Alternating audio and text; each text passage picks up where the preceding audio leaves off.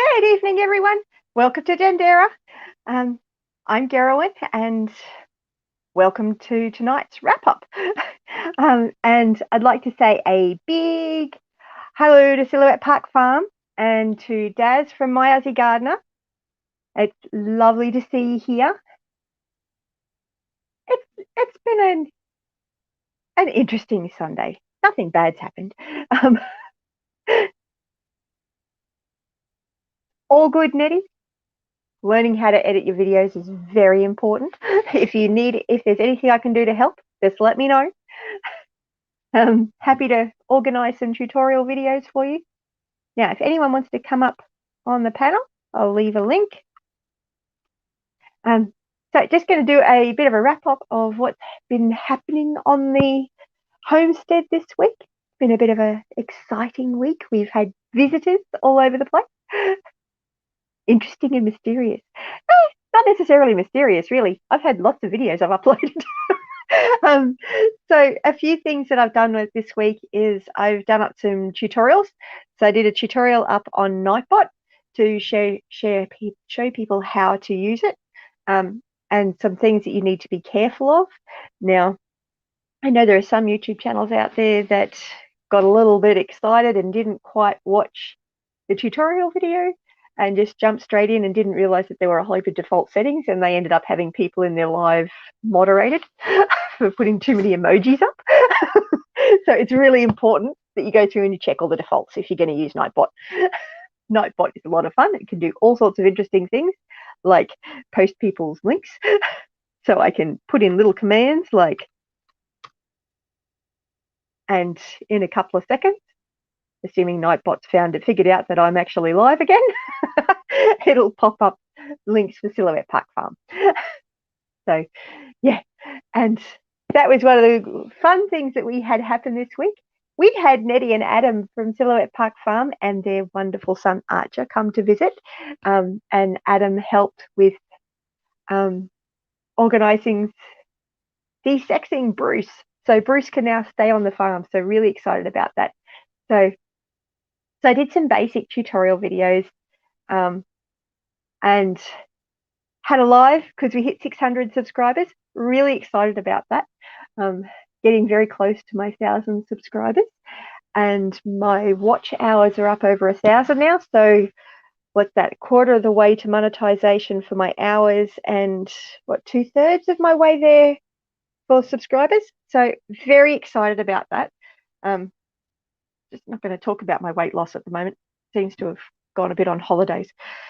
But half of my problem is I'm having to take painkillers all the time at the moment because of the reactive arthritis, and it's messing up the low reactive diet completely.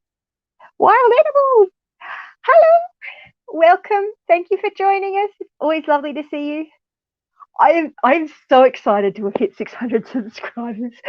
I'm really, really excited about that one.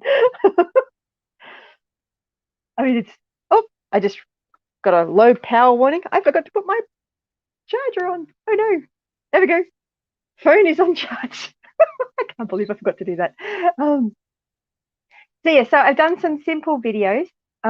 This one on how to upload a YouTube video is actually for a friend that has never done anything on YouTube before. So so it's just a simple, really basic video, that one. I've got a video that's got the 5 steps for going live using StreamYard. So basically goes right back from the very beginning and walks you through it all. Yeah, painkillers, wild. They're hard, but they're also hard on my body as well. My body doesn't respond well to it. It's just a real problem. And having not great results with the diet is making it hard to stick to it. So I'm going to rest from it a little bit, and I'm going to basically stick to it, but not stress too much about it, and just carry on with what needs to happen. So yeah, they got to put some plants in the dam. I was really excited about that. I got some plants in my dam finally, and hopefully they start growing really well. I think this one here is when I was chucking some taro and cassava plants in. So, and hopefully they do really, really well. And so a week ago, I actually put these plants in the dam, and I'm really excited with how well they're doing. And every time I go down there, I keep seeing little bits of tadpoles all over the place. Hi, Cathi. Oh, I made a video for you this afternoon, Cathi. The strawberries. Now, to give some context, I took a video of some strawberry flowers yesterday, and Cathi asked what variety of strawberry was, and it's sweet pink, I think it was. I did a video anyway. Oh dear. So yes, welcome to Little Garden Big Dreams. If you haven't checked out Little Garden Big Dreams, you have to check out Cathy's channel. It's really good. She has lots of videos of kangaroos and everything. It's so fun. Oh, your video connection's not good. You might drop out. Oh, that'd be sad. I missed you on the live prayer. It was pretty quiet tonight, actually. Mind you, I probably won't stay on this for all that long because I'm not really all that full of energy tonight. Oh, your mum loved those flowers. You have some pink ones too. They're very pretty. They are pink. They are pretty. Oh, tongue-tied. Nettie, I'm sure you're going to do a much better job at your live than I do. So I'm sure you're going to do wonderful with Adam being away.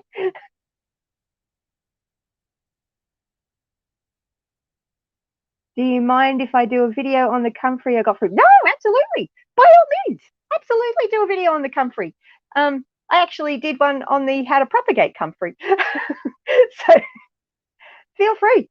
And if you want a link to mine, by all means. But yeah, I would be absolutely delighted if you do a video on the comfrey. That would be fantastic. It'll be lovely to see you actually plant it and see how it grows. Always fun. So yes, that was one of the other things I did this week, was propagating my comfrey. But and there's my strawberry flower again. And of course, I've been watching the baby goats. So every day I'm pretty much doing a little bit of a video on the goats and all that sort of stuff. So yeah, Nettie's going to have a great group of people to support her. She's going to be absolutely fine, and I have no doubt that she'll do wonderfully. And we're going to love you regardless of what you do anyway, because you're just awesome. And this is a lovely community. The other thing I did a video explaining how to actually tell the gender of a baby goat, and went through the different terminologies of everything. Robert sang a comfrey song. It was really funny, wasn't it? Robert from Homestead Aquarius. Now, I think I've got his link in here. Let's see if Nightbot can figure that out. Homestead Aquarius has actually just put out a official video encouraging people from the Southern Hemisphere to volunteer for the Northern Hemisphere. So I was very excited about that. I should have sorted that one out so I had a link for it. But if you want to continue with Shedwars and you want to join the Northern Hemisphere as a volunteer from the Southern Hemisphere, Homestead Aquarius put out an official link today.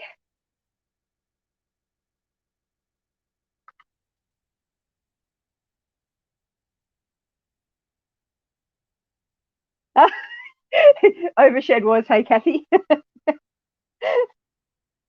Johnny Boy said singing would do it.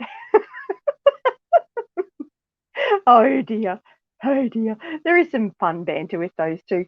But yeah, so Homestead Aquarius did a video today in saying that they need volunteers from the Southern Hemisphere. And so yes, put my hand up. I'm just loving the whole Shedwars thing. Thank you, Wild. Saved me hunting it down, although I think I already did, but it's all good. So yes, that's the video. if you want to go and have a look at it. If you are in, so you've got to have been in Shedwars Southern Hemisphere this year and intending to do it next year. Now, I know there's a lot of people in the Southern Hemisphere that are over it and just want a break, and that's all good, totally understand.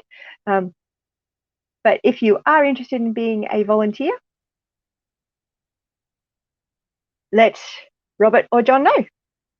Now, if anyone would like to come up on the panel and join me, they're more than welcome. Now, one thing I do want to do is show you guys a little bit. So you've got my video here of when Nettie and Adam came over. Let's mute that.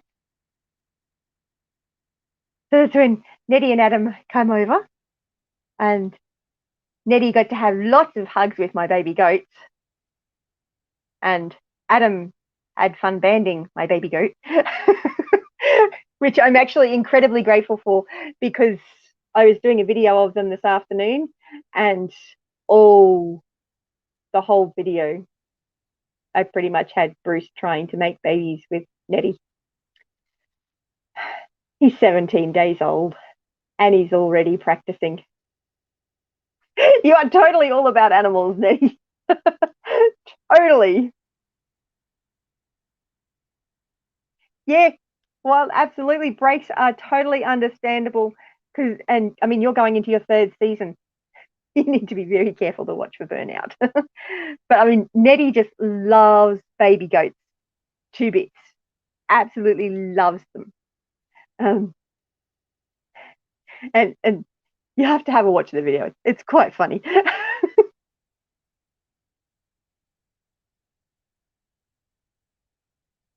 The poking fun actually helps keep you motivated, does it, Wild?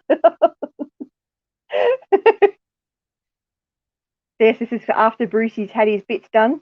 So, but the bit that I'm really excited about is Adam bought the GoPro and he videoed my fish. So I really want to show you guys some of that. I'm really, really excited. So I'll go and grab their video. So if you haven't seen Silhouette Park Farms version of what happened, this is a link. So this is Nettie and Adam in the car with Archer in the back seat. And Adam just got some amazing videos of the goats because he was getting it from all different funny angles. Of course, he also got me from some funny angles. But that's all good. And my little Nettie was having fun following him around and bouncing around all over the place. And Nettie really enjoyed the camera. She thought the camera was good fun. So this is little Nettie. So little Nettie got to meet human Nettie.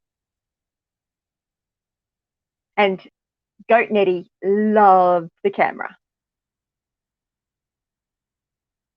Wild, you got to watch their video. It is absolutely brilliant. Like, I'm only showing little snippets here, and it is just such a fun video. And we kept filming each other, which was quite funny. But Adam got some brilliant shots under the water. That way. Under the water looking at my fish. It was so good. Look at them all. I just love it. It's just little Nettie is definitely a show off. I totally agree. She loves the camera.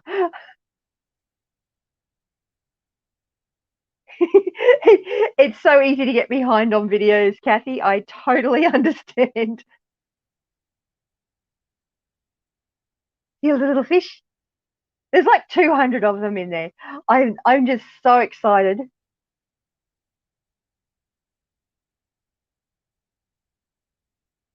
There are lots of little fish in there. Look at them all.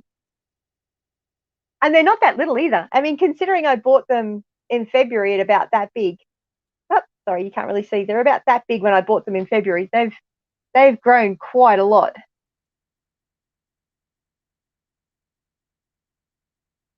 So yes, we had so much fun.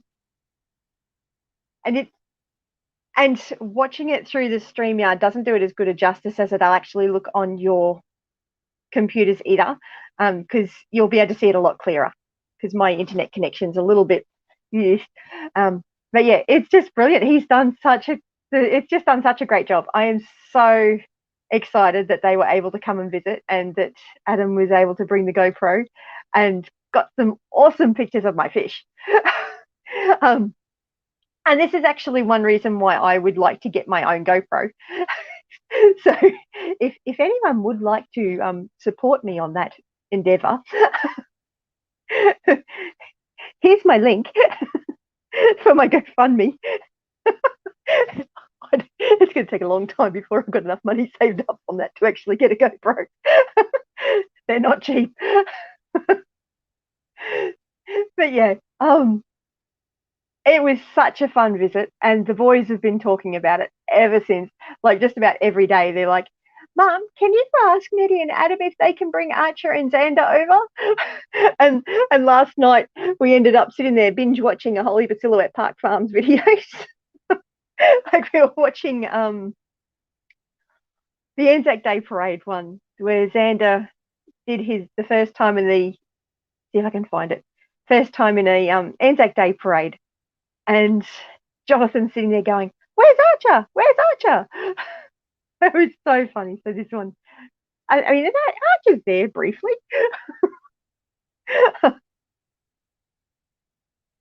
A GoPro would be awesome. You've got an older one, but you've never really used it. Okay, cool. I mean, I'm looking at it from the perspective of being able to keep an eye on the fish's health and make sure that they're all swimming around happily and all that sort of stuff, as well as being able to share with you guys what it's like for the fish underneath the water. Oh, Xander can't wait to visit. He wants to come and visit next time. Well, you're more than welcome to bring the boys sometime after school. Actually, that's probably a good time for a milking lesson for you too, Nettie. And the sooner you come, the sooner the boys get to see the baby goats as well.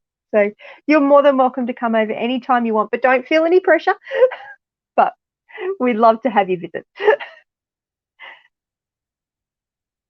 So yes, the biggest challenge is when we have visitors during the day, because this week my mum had some visitors come over as well. So I had a lot of schoolwork got done this week. Bit of a challenge.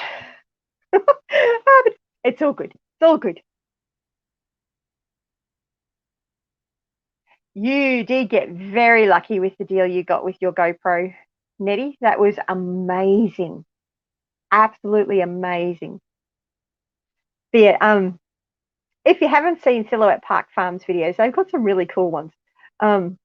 Aside from the one where they came to visit us, of course. I personally think that one's one of the best ones. Adam did actually do that one very well. And my boys are sitting there going, "I'm there I am, Mum, there I am, Dad, can you see me, Dad, Dad, Dad?" So funny. You think milking the goat will be hilarious? Oh yeah, we don't want to have it. We don't want to miss out on Adam videoing, do we? Because he's done such a good job. Has the GoPro at the stick at all different angles. He just does such a good job. Milking the goat's good fun. It's not hard. But yeah, does anyone want to come up and join me?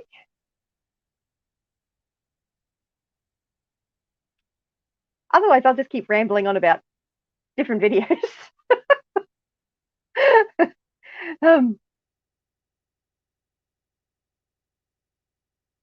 See, Nettie and Adam have had a huge amount of frogs at their place too, especially little tiny baby ones. They've been really cute. You have to go and check it out. See it? There it is. Heaps of little baby frogs. They're so cute. You got to go check them out. They're really, really fun. I can understand that, Cathi. You don't have to get out of bed. Although every time I've said that to Bibby from down on Boddington Farm, she's always gone, "She's in her nightie." I'm not going on a live in my nightie either. It's not a good look. But the frogs on Silhouette Park Farm, they are. They're really fun. And Adam did a really cool short with the magic fire. Good fun. And Wild is back on Mike's phone. That's very cool how he got the blue fire. He did actually do a video explaining how he did that too. So you have to check out Silhouette Park Farm's channel and all their interesting bits and bobs that they've got. And for those that were in Shedwars this year, that's not it. That's the wrong one. Oh, I dropped out the video. I closed the wrong tab. I'm such a goof sometimes. This is what happens when you try and do too many things and you complicate it. And one thing I'm very good at doing is complicating things. No, I'm not going to share the audio. Always love you guys, Nettie. You guys are awesome. Yes, this is Homestead Aquarius's video. I do like this quote from David the Good. You got to compost your enemies.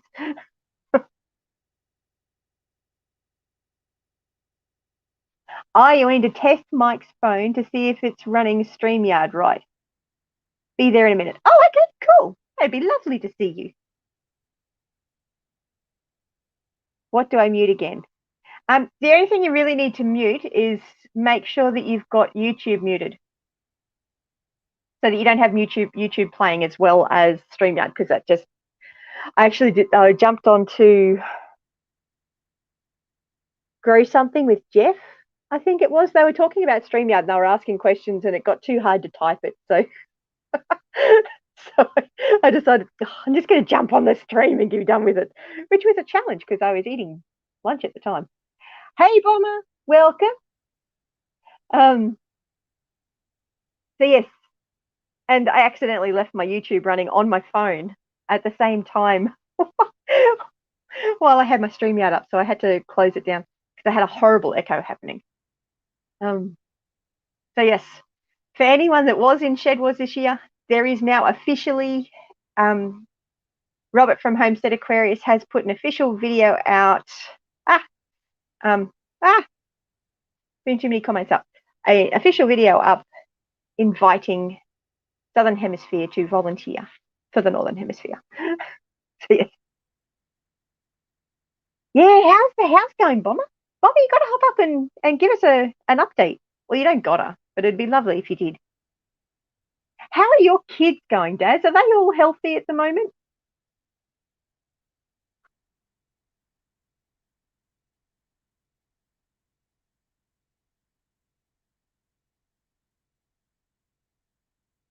I should just put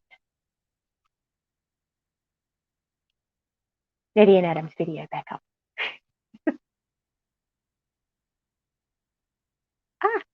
Wrong thing. Oh dear.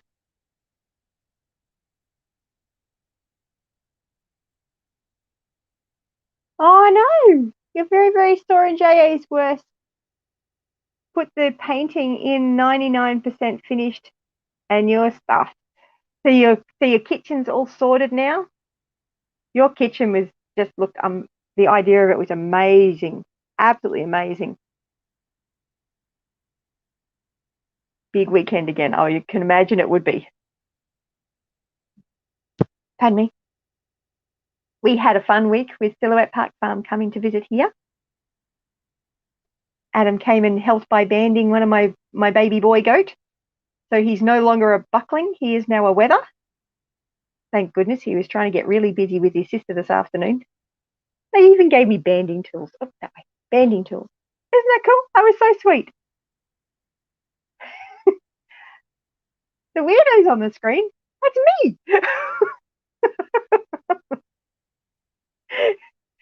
Nettie and Adam are the non-weirdo ones. Look, it's Super Nettie. The baby goats are so much fun.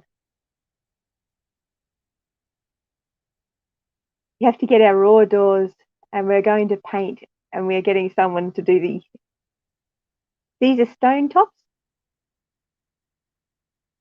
Cool. You only came to cuddle the baby goats. And you did. You cuddled a lot of baby goats. I don't think I actually saw it. I don't think Adam got too many of you actually cuddling the goats.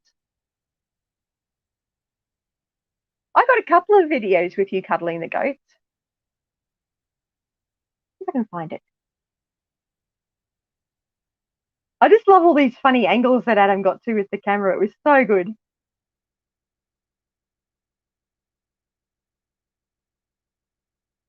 Nettie, you guys aren't weirdos. You guys are fun. You're totally not weirdos. I know what you were saying, though. I was just disagreeing with you.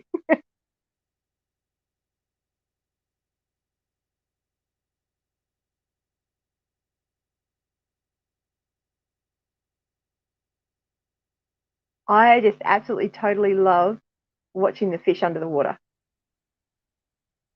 I mean, look at that. Isn't that awesome? It's so good.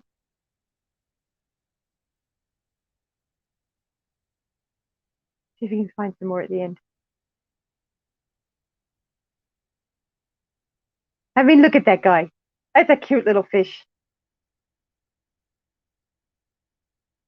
The thing that I find interesting is how quickly they've grown.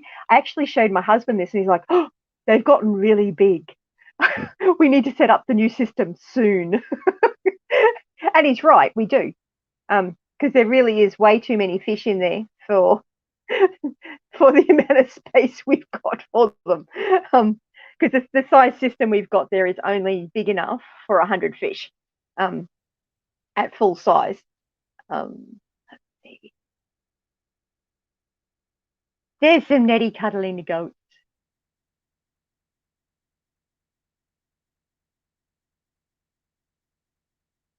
Oh, carpet's going in this week. That's exciting. That's very exciting. You guys just must be, I mean, aside from being absolutely exhausted, you must be really excited that things are progressing so nicely. Nettie's just totally in her element here, holding this goat.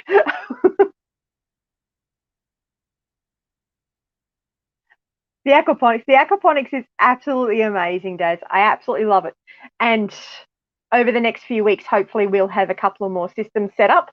So I'm hoping to be able to actually go through and video setting it all up. It just depends, because if I set it up, then I'll video it and it'll look really awkward. If Gavin sets it up, he'll make it so that it's all nice and level and it'll look all really good, but he won't be happy with me videoing it. He doesn't like to be on the video camera side. He likes to be on the other side of the camera.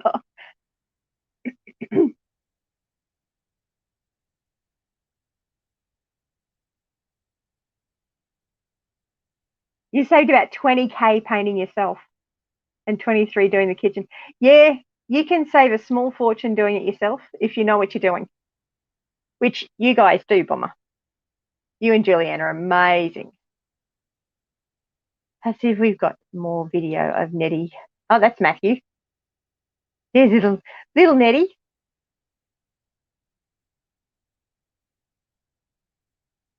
Little Nettie was quite puzzled as to why everyone was on her bridge. She had a lot of fun jumping up and down in the air. And human Nettie was having a lot of fun playing with little Nettie.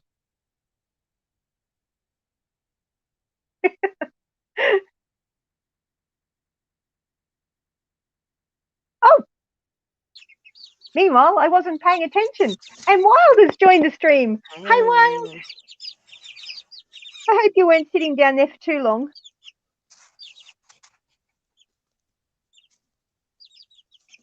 How's your little chickies?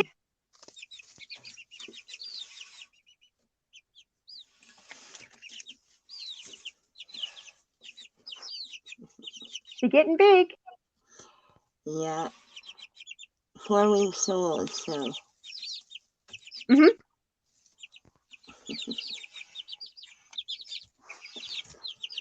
I'm gonna start telling who's rooster and who's a hen. There's my little Roo, I think.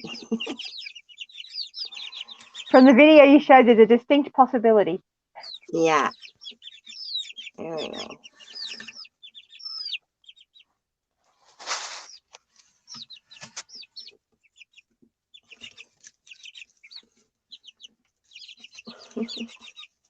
Hey, mommy. I'm really enjoying having them anyway. That's so good. Chicks are good fun. They are fun. Peep, peep, peep, peep. Okay, let's see if I can change the camera here. Oh.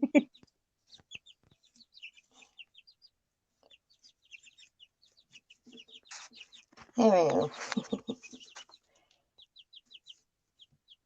There she is. There's my beautiful friend. Oh. Keep I think forgetting this is how Adam gets all his funny views, funny angles with the with the camera.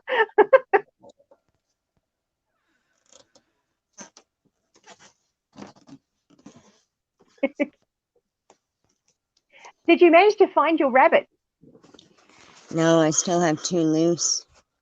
Oh no. Yeah. They should be easy to catch sooner or later because they keep coming around for food. Food's always a good way to attract them. Yeah, even though there's lots of food for them to eat, they still want to come around for their kibble. And chat with the other rabbits. Oh, of course. Yeah, the boys will bring them around.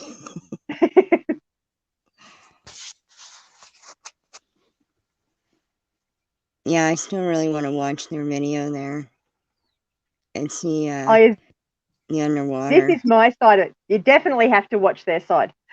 Yeah. Adam did a brilliant job. And I that keep GoPro. forgetting about it, so. Am I echoing right now?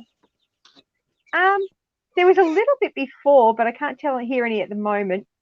Okay. And said something about my phone will cancel that out because I have to hear you too, right? Yeah. So I was wondering, how do I hear you when I mute you? Yeah, no, you can't. That's where headphones are really helpful. Okay, yeah. I have to get some of them, I think. I think my kids took mine. That's a saying, no echo. Okay, good. I just have it down low so I can hear you a little bit. Cool. I have my tablet down so I can see the chat and there's no volume on it, so I just see what's going on. Yep. Silhouette Park Farm said no echo there either. Awesome. Hi, everyone. I've never had birds before, so, well, I had a cockatoo a long time ago, so I kind of know the bird thing, but, you know, I never really had chickens or turkeys or any of that, so I kind of felt crazy the last little while, but it's all sound decisions, and, you know, all my friends on YouTube are saying, go for it, it's good, but I so feel crazy. I can understand that. When you haven't done it before, and it's a whole new experience, and you have kind of jumped in boots and all. Yeah. It's not like you've just gotten 1 or 2 chickens. You've got the chickens, you've got the turkeys. I've got 10, and I've got 4, another one, and another one. You got a little bit excited. Yeah, my friends gave me a hen yesterday. I'm like, I really don't need another one. I said no more, but yeah, they said, well, the other one died from the raccoon, and we felt sorry because she got it from us. So we're going to give you another hen. And it got along really good with my other 3. And I know you're supposed to separate them, but yeah, we'll see how it goes. There's only 3 there, and I didn't want it to be lonely by itself either.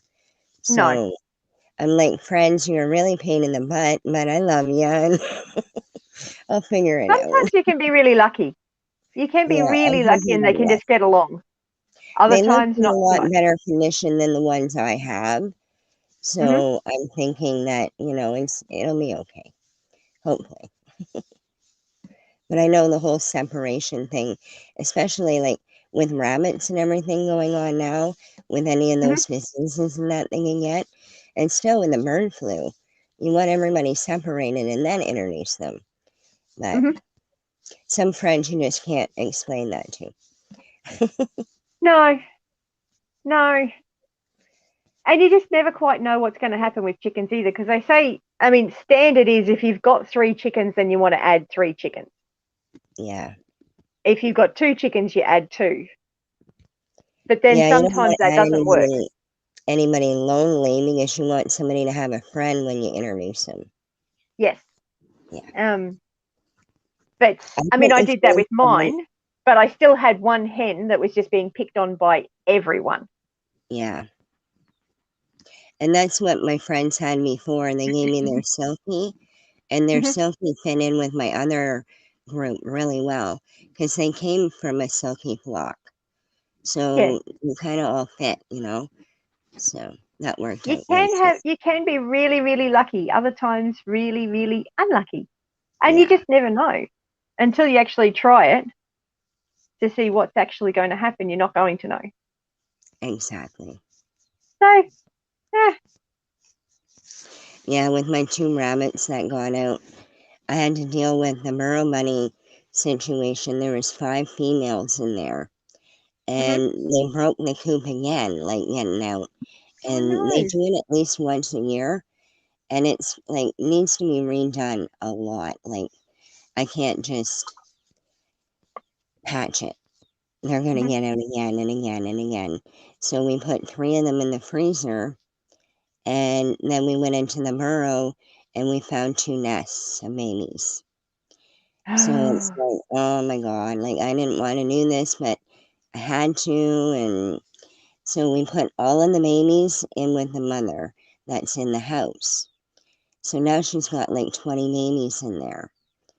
We've had 3 losses yesterday, but we were expecting some. Yeah. And we're just hoping, the rest, I know not all of them are going to live with her. We're really hoping my other doe that we bred is going to give birth really soon. And then we can sneak a couple more under her and split Yeah. them up. But, when you're farming, you run into these kind of problems. And it's like, what do I do? And then you do it, and then you're like, okay, what do I do now? Rabbits are pain sometimes. The burrow bunny colony is supposed to be easier, but no, it's not. They will get Okay. out, and that's how you guys are in trouble in Australia. It's because Well, rabbits get out. rabbits did get out. I think they were actually released. So I Yeah, think it was like a that's the hunting message type on the thing. cage that Same with the they'll get foxes. out of cages. Mm. You can lock them up in a cage, and one time you forget to do the latch, or the Hmm. bunny gets smart and undoes the latch. Yeah. And yeah, bunnies are smart. And Same when as goats. hornbills are in the air, they're off and they want to find another rabbit. So, Hmm. yeah, It's about the size of it. They're sneaky little creatures. they are. Actually, that's one big advantage to the fish. Yes.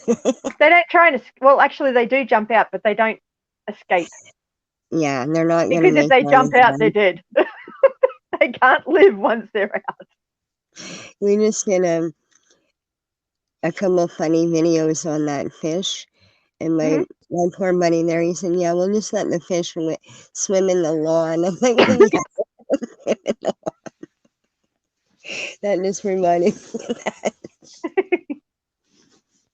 Yeah, they're not going to make it. And they're not going to breed outside and make a big mess. And unless No. like I was told with my goldfish, you want to put a top on the pond because a crane or a heron can take a Yeah. fish and drop it in the river, right? So you Hmm. want to keep a lid on it. But other than that, you're pretty good. They're not going to fly away on their own. No. Now, this is those same fish that Nettie and Adam videoed earlier this week, back in February. So this was recorded on the 4th of February.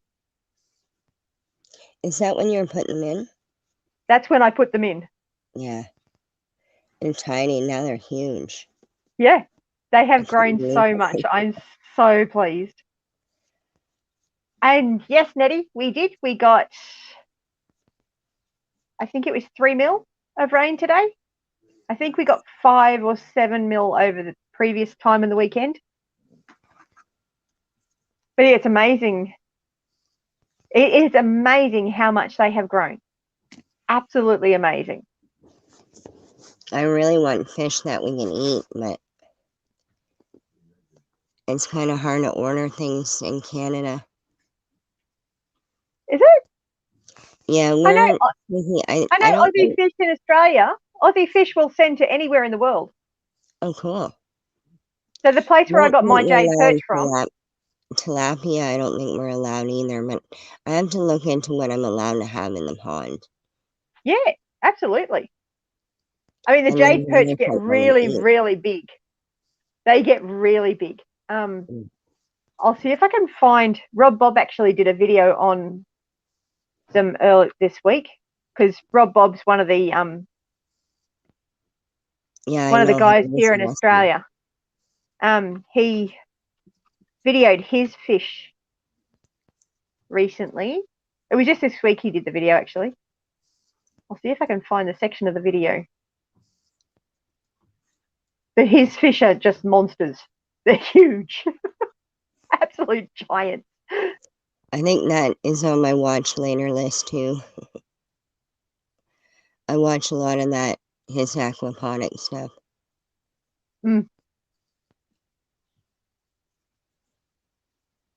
His fish are absolutely ginormous. See if I can get this up. I mean, I've had fish this size before, but obviously I don't at the moment.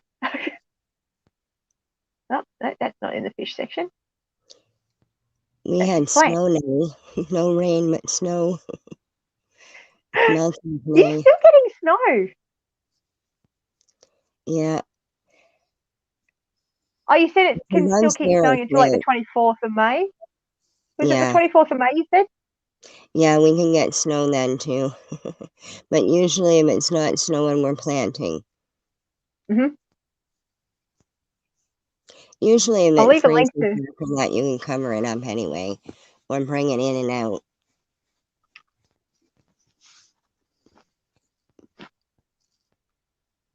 So Rob Bob's got a fancy thing that measures his temperature, his water and all that sort of stuff. But he was feeding the fish today. I mean, look at them. They're huge. They're absolute giants. Especially considering compared to my little babies. Yes. They're monsters. Yeah. That's pretty cool. Good morning, Rebel Canner. Thank you for joining us. Ah, hello, Lioncrest. Welcome. Now go back to my video. Show my little baby fish in February. Good morning, everybody. They're just so little. I'm waking up here too. What was that? Sorry? I'm waking up here too. Good morning, everybody. Yeah, you're just starting the day, aren't you? Yeah, 7:30. Oh, 9:30 here, PM. Sunday night. That's not too bad.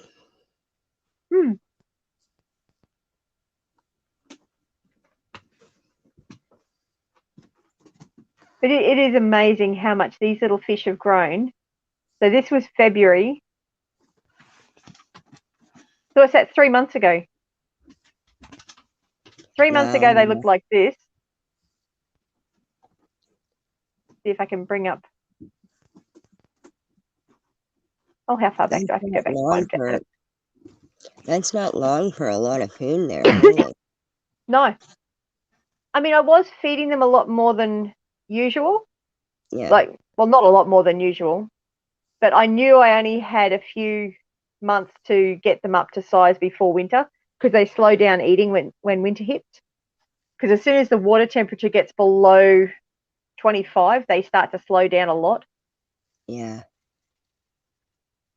So, I mean, this is them now.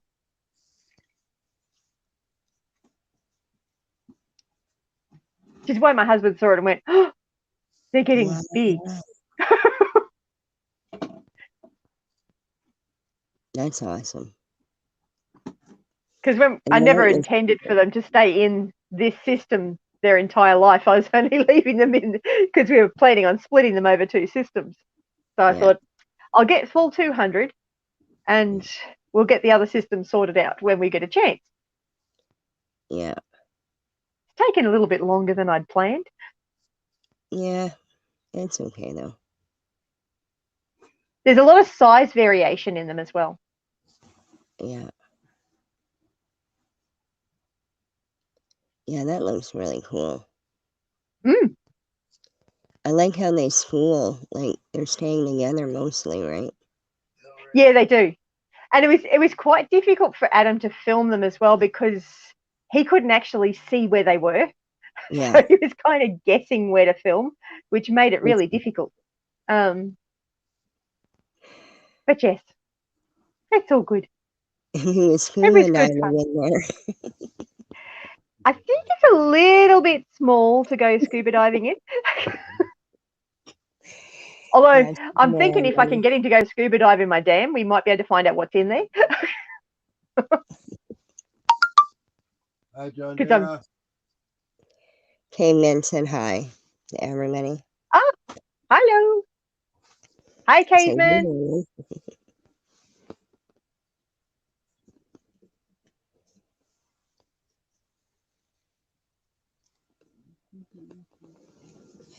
So when is everybody planning for this week coming? I haven't got that much planned, I don't think. Basically focusing on Matthew's schoolwork. So. Oh, Nettie's asked if I'm planning on eating the fish. If I can find someone to help me fillet them, because I have no clue what I'm doing with filleting fish. and Gavin's dad never took him fishing. My dad used to fish, but my dad died when I was 10, so I didn't really learn many fishing skills from him. It's not too hard, but you have to have a sharp fillet knife. Yeah, and the Jade Perch are really spiky as well. They've got some really sharp spines on them. And I just don't have the strength in my hands.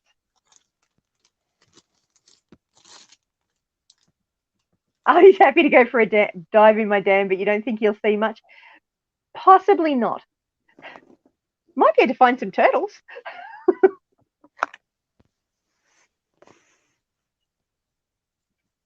You got a big week this week, hey, Nettie? So Nettie and I know a guy who can help with filleting the fish. I'm certainly happy to help share the fish with whoever helps me fillet them. Oh, Daz, you're getting a driveway put in. You've only been there for 3 years. It's all good. It's all good. I would help with fish, no problem, but I'm a little far away. Just a little bit. I think it might take you a little while to get here. I've been filleting and cleaning fish for a very long time, so. You can get on your turkey and I had a friend from Papua New Guinea come over and try and show me, and they were just doing it with their hands and doing it really easily, and I'm like, that doesn't look that hard. And then I tried and it just flipped all over the place. Should have videoed it. I should have videoed it. Hello, Lioncrest. Hey, what's up? Welcome. I'm just hanging out for some. I'm still waking up a little bit. I just woke up not too long ago. But how y'all doing this morning or this tonight? How y'all doing? Doing well, thank you. Or I don't know what time it is for y'all. What time is it for y'all? What time of day? It's 9:30 p.m. here. Gotcha. In Australia. 7:30 and here. Wild Edibles is in Canada. What's up, Bomber Steve?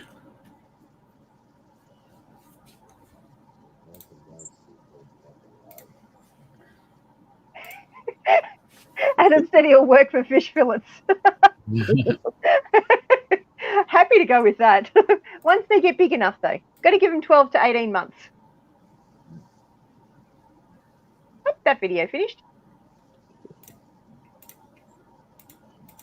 So, Lioncrest, have you seen Silhouette Park Farms video yet from when they came to visit? No, I haven't seen it yet. I need to check it out.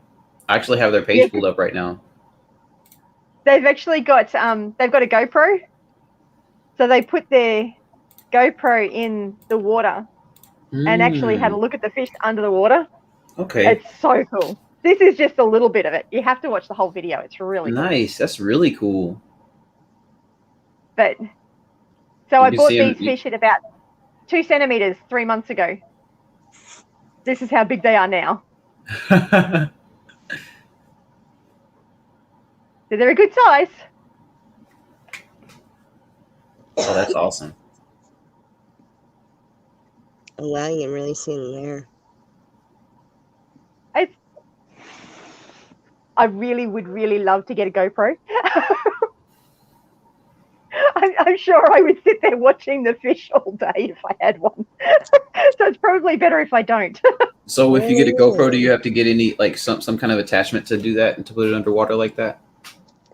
Adam had a dive mount thing.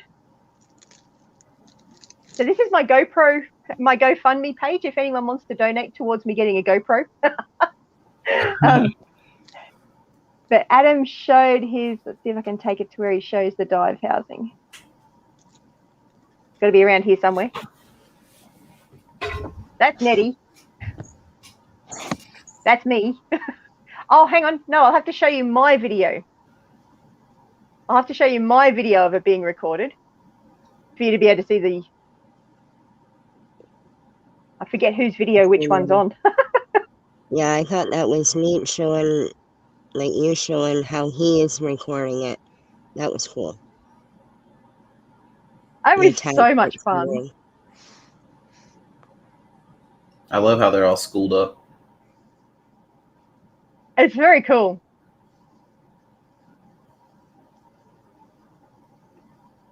It's funny how when fish are schooled like that, when you see like when the school changes direction, they all change directions within a split second of them changing direction. And it's cool to see that the unity that they have.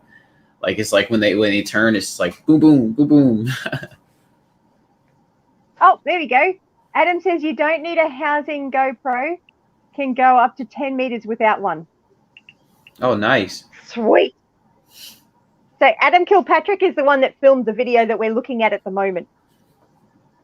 That's the camera that I use for my my head mount filming when I'm filming in the garden and stuff. So I can use both hands because it's really nifty for that kind of stuff. Like the GoPro is a really good camera for that. It's not like the best camera for the price that you're paying for it, but it definitely has a lot of utility.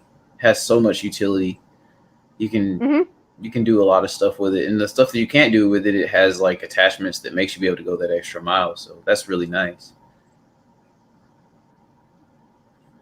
Yeah, got to get you a GoPro. We got to get you one. We got to get that money rolling. Feel free to share the GoFundMe link anywhere you want to. Right, now this is my video of them when they were here. So I'm just trying to find the spot where you can see the dive housing. So this is the thing that Adam's got there. Hi, Abby. Sorry. That's not the dive housing. That's the other GoPro. So what Adam's got in his other hand. So that one, that's what he kicks in the water. Oh, okay. And I see he has the Hero 9, like the newest one. Yeah. You have to watch his video to find out how he got that, because he scored a really good deal on that one. I didn't score no good deal on mine. That thing was expensive, man. I had to work for that. Well, I did a few jobs because usually my jobs are like I get checks or whatever. But if I get cash jobs, that's like for the piggy bank. So I got a few cash jobs going, and I was like, let me get this GoPro before I regret it. And then I haven't regretted it yet. I budgeted for it too. So like, you know, I was like, I want that GoPro. So I saved up money for it, as opposed to having the money and just buying it. I think it's really kind of somewhat important that we try to do that. You know, sometimes we'll have excess money and we'll be like, oh, we can buy something we want. But I think that's the wrong time to be looking to buy something like that. Maybe like when you don't have the money, you look to buy something like this, and then you plan to get to that point. And then when you get to that point, it feels better about it, right? Mm-hmm. I agree. So Adam says he's used his dive housing to dive down for up to 20 meters plus with the dive housing. Nice. That's really far. So that's what, 60 feet? Yeah, it would be. Yeah, yeah. Yeah, because there's 3 feet in a meter. So Wild Edibles, how are you doing lately? Oh, we've been acting a little crazy, getting a lot of birds. Oh no. Got chickens and turkeys. Well, I mean, it's not a bad thing you got a lot of birds. I mean, shoot. Nope, food on the foot. Yeah. Eggs every day, I like that. Oh man, fresh eggs. I bet the yolks are just so rich, you know? Oh yeah. Yum. I love my fresh garden chicken eggs. They are just beautiful. So one thing that I really like from the store anymore. The ones from the store make me sick. Oh yeah. Them, so it's good that you got your own. $4 or $5 a dozen, and now I have my own. Yay! Nice. Yeah, but I think we had 40 pounds for Shedwars this week. 30 whoa, or 40. Wow, that's nice. awesome. Yeah. But we also brought in sunchokes and rabbits, so okay. Yeah. We kind of got a little bit out of control with our rabbits in the winter, and it's time to thin the herd a little bit. And well, hey, when it's time to thin the herd, you know, it's time. It is. Hey, but I'm looking for, like, when I actually, because we're actually sooner than later going to get a little piece of property. I'm going to call it my starter property, just like this house that we're in right now was our starter house. We want to get a starter property, but what we want to do with that starter property is we kind of want to either keep this house and buy that property and build on it, or we want to just kind of get something with smaller land, with less land, with a house already on it. But what I want to do when I get there is I want to really raise black soldier fly larvae, because they're really kind of easy to keep around. I mean, they're a lot easier than what people think they are to actually raise and keep around. Oh, because what happens, like, they're native a lot more places than what people think. They're like naturally in your area, so it's not such a task to, once you build the little like entrapment, if you will, or container. I would say basically kind of get the, like, maybe you want to actually have some kind of grubs actually introduced yourself first, because what I've come to find is when you have the containers for the black soldier flies, they attract regular flies until they get enough of the grubs to put the enzyme down. Because once they get enough of those grubs in there, and they get they get their enzyme that they secrete, the grubs, it's like something inside that enzyme that makes other flies not want to be around. So once you get that establishment going, it's all about maybe kind of putting that little thing up that they can, because the adults don't even eat. That's what makes them so wonderful. Like, they don't transfer disease vectors and things like that. So you basically have a little spot up at the top above the little container, and they lay the eggs on that, because they don't lay their eggs in the soil. So or lay the eggs inside of the trash. And I think that's super cool. They're like the perfect storm, right? Oh, they are. I love black soldier flies. Black soldier flies are awesome. Yeah, I think everybody's feeding those bagged ones to their chickens right now, trying out that review of that product. No, it's the doTERRA. I think that product's epic. That product is really epic. Wild Edibles, I will say that product is very expensive. It's worth it. I think it's worth it if you're trying to see what the results of what they're going to have on your chickens, you know, like the effects that you're going to have on the chickens. I don't think it's very sustainable. unless you're getting your own black. Because I saw on I saw on someone's video, I forgot who it was, but they were like, man, they were like $12 a bag. I agree, because you know, you can get a bag of food for 20, so half of that would be spent on a little tiny bag. But it will last a month maybe. But you know, I think if you're just doing a little bit here and there, it would be okay. But if you want to do it all the time, you should be growing your own. So. Oh yeah. And it's so easy. They are so easy to grow. And I mean, the thing about them is like all your compost in the bucket. If you can have a supply that's big enough to make that a, so you know how like, you know, you have a diet balance for whatever animal that you're feeding. I like to think if you could get chickens to the point where they could be, I mean, you could probably get to a point where you don't have to supplement feed, but that's where the black soldier fly larvae come in. At the beginning of the production, I would like to be at a point where we're having about 1/3 greens, 1/3 supplemental feed of whatever kind, and then 1/3 them foraging for bugs. Now, what happens is when you get a good production of black soldier fly going, the black soldier fly have a high level of biotin in them. They have calcium. I'm sorry, I don't know why I'm thinking about biotin, but they have a high level of available calcium in them. And if you can feed the chickens enough black soldier fly larvae, you can actually do just greens and black soldier fly larvae have the best eggs, bar none. Bar none. I'm talking about like these eggs will be like the top grade. But the thing about it is those black soldier fly larvae, to get them to a level where you can actually make them a main staple in the chicken's feed, it's not a challenge, but it takes some momentum building that thing, you know. Yeah, Adam's got a question for everyone. He's editing a butchering video at the moment, and it's 21 minutes long. And he's saying, do you think you should break it into shorter videos with particular cuts of meat? I think you should. I think you should break it into maybe make it to where you can have 3 more minutes of footage, and make it to, if you're, I'm thinking about monetized stuff too, but if you're monetized, make it to where you can kind of have 8-minute segments. But then at the same time, what you could do is you can cut it into little partialized segments, like even smaller bits, like kind of like 4-minute videos, because you have like 20 minutes, so you can get 5 videos out of it. But then you could also, at the end of it, release the video compilation. So if anyone who's kind of watching the series, they can kind of just watch it all at once if they're that into it. But then you appeal to the people who are like, I won't say short attention span, but you appeal to the people who might not have a lot of time at the moment, and they're just trying to find the exact little part. But then you can get your weekend warrior who's going to sit there and watch the whole video and just chill. That's how I feel about it anyway. It's a tricky one, isn't it? So, yeah, maybe having the shorter ones, but then have the longer ones for people that want to watch the whole thing. Oh, yeah, because, and you know, if you've got the chapter markings, if you've got the chapter markings for the bigger one as well, then people can... I got to do better about that. I love doing chapters. I actually try to put chapters in all my lives, so that people. It's the last frontier.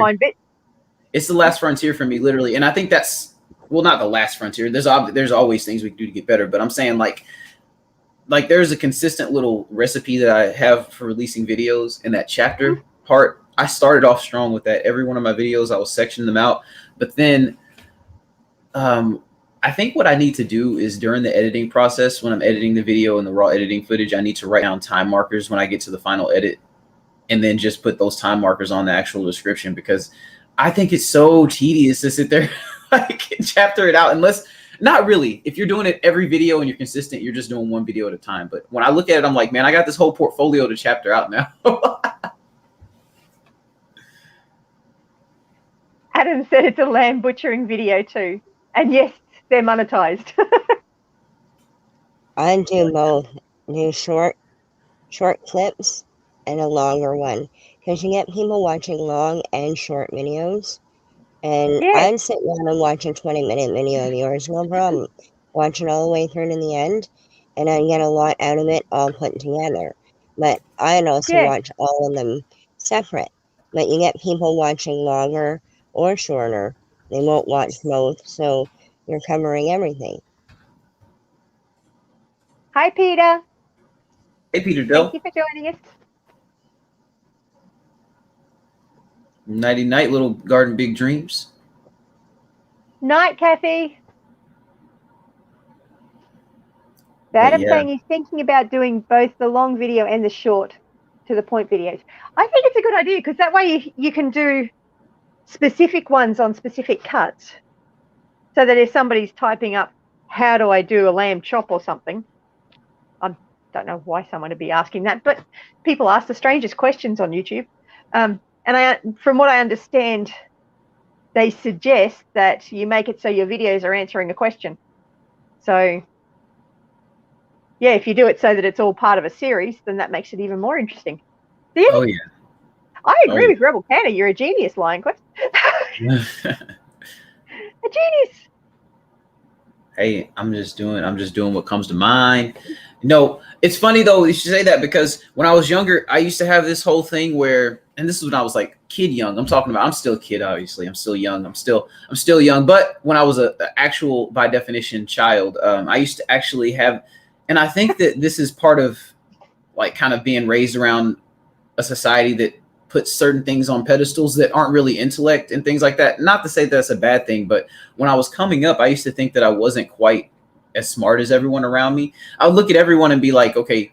And I think this helped me in the long run. What happened is I would look at people and I'd be like, man, this person, I valued everybody's knowledge so much from a young age. And I didn't realize that I was doing that. So what I was doing, I would look at somebody and be like, man, they know so much about basketball, man. I must not know like much anything at all if I don't know about this, because I put so much of a value, a high litmus on what their knowledge was.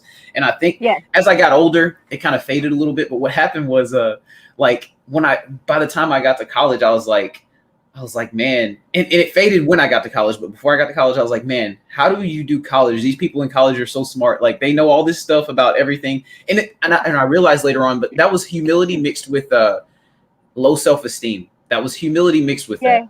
Now, because of that, you end up, once you get past the low self-esteem point, the humility it's just so wonderful, because you get to see the world in so many colors and shades. And I love hanging out with everybody. I love spending time with everybody.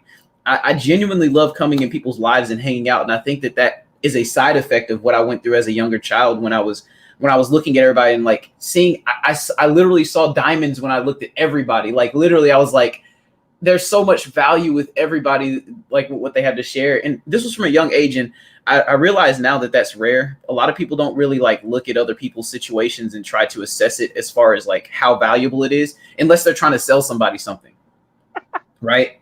Like unless somebody's trying to sell somebody something. The Brisbane Lions, what's that? Oh, they're a football team, I think. Okay. That's really bad. I'm a Queenslander. I live right near Brisbane, and I can't actually tell you that. I'm pretty sure they're a football team.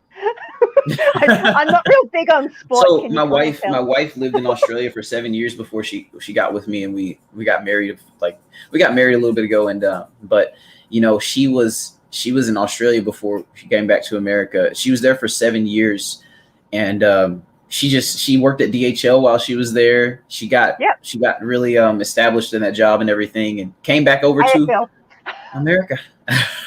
AFL. So yes, it is football. It's the Australian Football League. Nice. So where was your wife living before, when she was in Australia? She was in, was it Brisbane? It was Brisbane, I think. Brisbane's in Queensland. So that's like 30 minutes from me. Well, hour. Yeah, no, it's an hour. Now, up here, Peter Dell was saying that YouTube prefer the longer videos, so the algorithm promotes them more. Now, that's interesting, because they're also going through the click-through rate and your how long people are actually watching for as well. So I'm going to tell you something about that, what you just said, though. I think the algorithm promotes both in some kind of regard, and we got to find the micro intricacies of them both, because the shorts videos that I post, like the ones that I've been posting currently, like in the past 2 weeks, have all gotten more than 400 views, every single one of them. And some of them are up as high as 800, 900 views. And I'm like, that's interesting. Like my regular videos get the regular views that they do get, but the shorts are literally, you could tell that YouTube's promoting the shorts.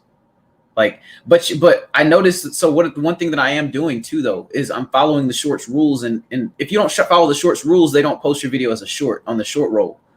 So no. Yeah, you got to have it. So it's 60 seconds. It's got to be upright. And And so funny thing about it, though, I have an iPhone, and iMovie, if you do it and you post a video on iMovie, it follows all the rules, but it doesn't post as a short. But I got InShot. I got the app InShot, which is a free app on the phone and everything. And when I do my little shorts and everything like that, it cuts it just perfect. Yeah, I'm finding, I know with my, a lot of my shorts, I've been aiming for the 50 to 59 seconds, but I'm looking back in my analytics and people are watching for about 15 seconds. So I'm actually thinking I'm going to start leaning more towards the shorter shorts to make it so that people are watching a greater percentage of the video. I'll tell you another thing that's going to make people watch that whole video for you. And I realized this as I started to passively do this and not realize I was doing it.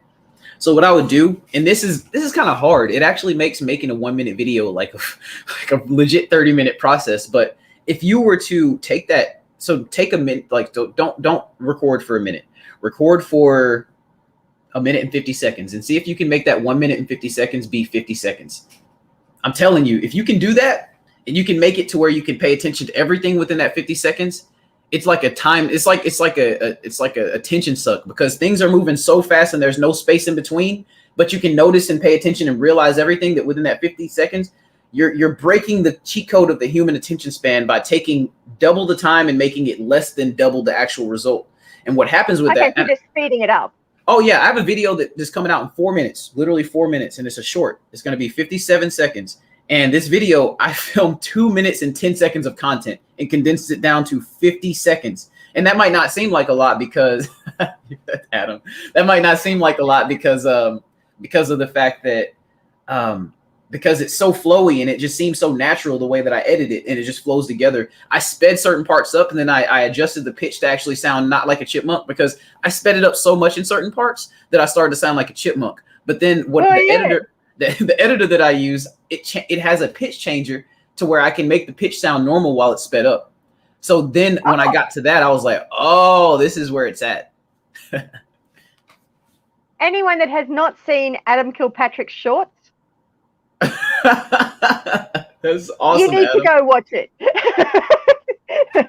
It's called The World's Best Shorts Video. You got to go check it out. I love it. Nettie keeps telling me I need to stop encouraging him, but I keep doing it. I just think it's really funny. Wow, Edible says my voice is funny, chip chip. Yeah, but that was what was kind of making me not want to edit the short stuff, because I was like, man, I gotta speed this stuff up so much that I just sound like I'm just speeding out right now. Archer shorts. Archer shorts. Yeah, they were a pair of Archer shorts. They're 4-year-old. Oh, okay. So they've got Xander and Archer. And Okay. Archer's the 4-year-old. I just recently tagged along to the channel, so I'm catching up with more stuff and I'm learning as we go. So Well, Adam Kilpatrick, the shorts video is on his channel, not on the Silhouette Park Farm video channel, because Nettie won't let him put it on there. It's too silly. I can understand her saying that, but I still think it's funny.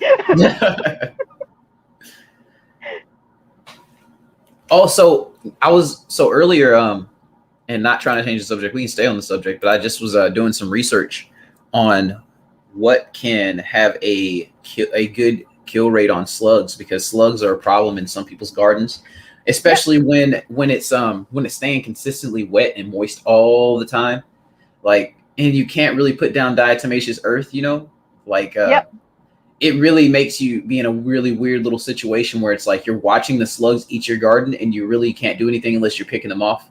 So what I've come to find is that thyme oil and spearmint oils, Really? thyme oil more specifically, but the thyme oil and spearmint oil mixed together has 100% mortality rate on slugs. Can you just grow the thyme and the... You can, yes. So you can do that. That's just, we live in such a by this world now. But I mean, obviously, Yeah, I have a pallet bed that I have creeping thyme, I have lemon thyme, and then I have double mint, and I have spearmint. So I could take those herbs ideally and dry them, and then like cold press them to get the oils out of them. I don't know if I have enough oil to actually make what I want to make, but I do have some stuff. I do have some stuff called Can Control that basically has thyme oil in it, and it has some of the other essential oils in it. Probably. Adam's Shorts video's got 37 views, and he thinks that I'm 30 of them. It's possible. That's awesome. So Wild Edibles has said copper will prevent them passing the line. Okay, so thanks for that. Thanks for that. Rebel Canna said eggshells on the ground around the plants, and the slugs hate sharp, broken shells. I'm going to do that. Thank you for that. I've also heard a bowl of beer, because they get attracted to the beer, and then they die because they get drunk. I've heard the same thing about potatoes, and I've heard they're attracted to potatoes too. But I need to just get out and try some of these little methodologies, because it sounds like so Silhouette Park Farm. I was just saying that thyme oil and spearmint / peppermint oil. I was doing my research on an actual article here, and it was in a permaculture article, and it was actually a study done by Oregon State University, which says that concentrations as small as 2,500 parts per million of thyme and spearmint oil, so 2,500 parts per million of both those oils, which would be like a third of a fluid ounce per gallon, a third ounce per gallon. That's what that's going to be. So just no parts per million. But at that particular rate, it was 100% mortality on contact with slugs and snails. And this was a study done by Oregon State University. And I try to make sure that I'm at least getting some kind of academic backing if I'm telling this kind of information, for people to go and be like, oh, I'm going to go pop this oil and get my slugs out of the way, but I think so I'm going to use the eggshells, and I'm going to try the beer method. I want to try the potato method as well, because I want to actually get rid of them faster, and I might not be able to hit all of them with the spray, and then the beer, the eggshells, all that stuff being left behind when I'm not in the garden, that can take care of that stuff, And yeah, so Wild Edible says uses old wires, so the copper wire. Ah, okay, because you were saying the copper like repels them. I think that's what she said. The copper will prevent them from passing the line. Okay. Yes, beer. I didn't know about the oils. We are making a bug deterrent spray: ginger, garlic, apple cider vinegar, water, and cinnamon. So if you were to take that spray that you're making, Wild Edibles, and then you got a surfactant like some of that soap. I mean, obviously, soap. So think soap, that surfactant. So Dawn dish soap, whatever people think about it as a surfactant, whatever they use, but something to spread that oil. Like if you were to get that mixture and then get whatever oil you want. It doesn't have to be thyme and peppermint oil. You could be using neem oil, whatever you want to use, right? Sorry, Mike. Nightbot just timed you out. But yeah, I wanted to show y'all this little product here. And this product is very easy to make at home. But I got this. It's called Jadam Wetting Agent. So you know how you use like dish soap to spread certain like sprays and stuff like that? Yep. Oh, my bad, Janderra. Did you leave? No. I just soloed you. Oh, okay, I'm sorry. But yeah, this Jadam Wetting Agent, this stuff is so it's on Korea. So this is from the Korean natural farming paradigm, and all that's in it is filtered water, certified organic canola oil, and potassium hydroxide. And the potassium hydroxide is lye. So that's what they use to make soaps. You know what I'm saying? They use potassium hydroxide to make soaps. And the thing about it is that wetting agent, when you apply it with sprays and you apply it with like oils and things like that. So you might notice when you put an oil inside your sprayer, you get little beads on the top. Even with some of the soaps that you use to spread that oil, you still get some of those beads on the top of the oil, because oil doesn't mix with water, obviously.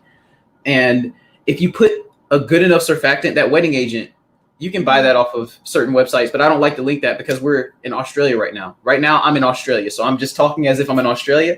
If you were to get some canola oil, which is very easy to get all around the world, some water, which is very easy to get all around the world, potassium hydroxide, which is lye, which is what they use to make the bars of soap.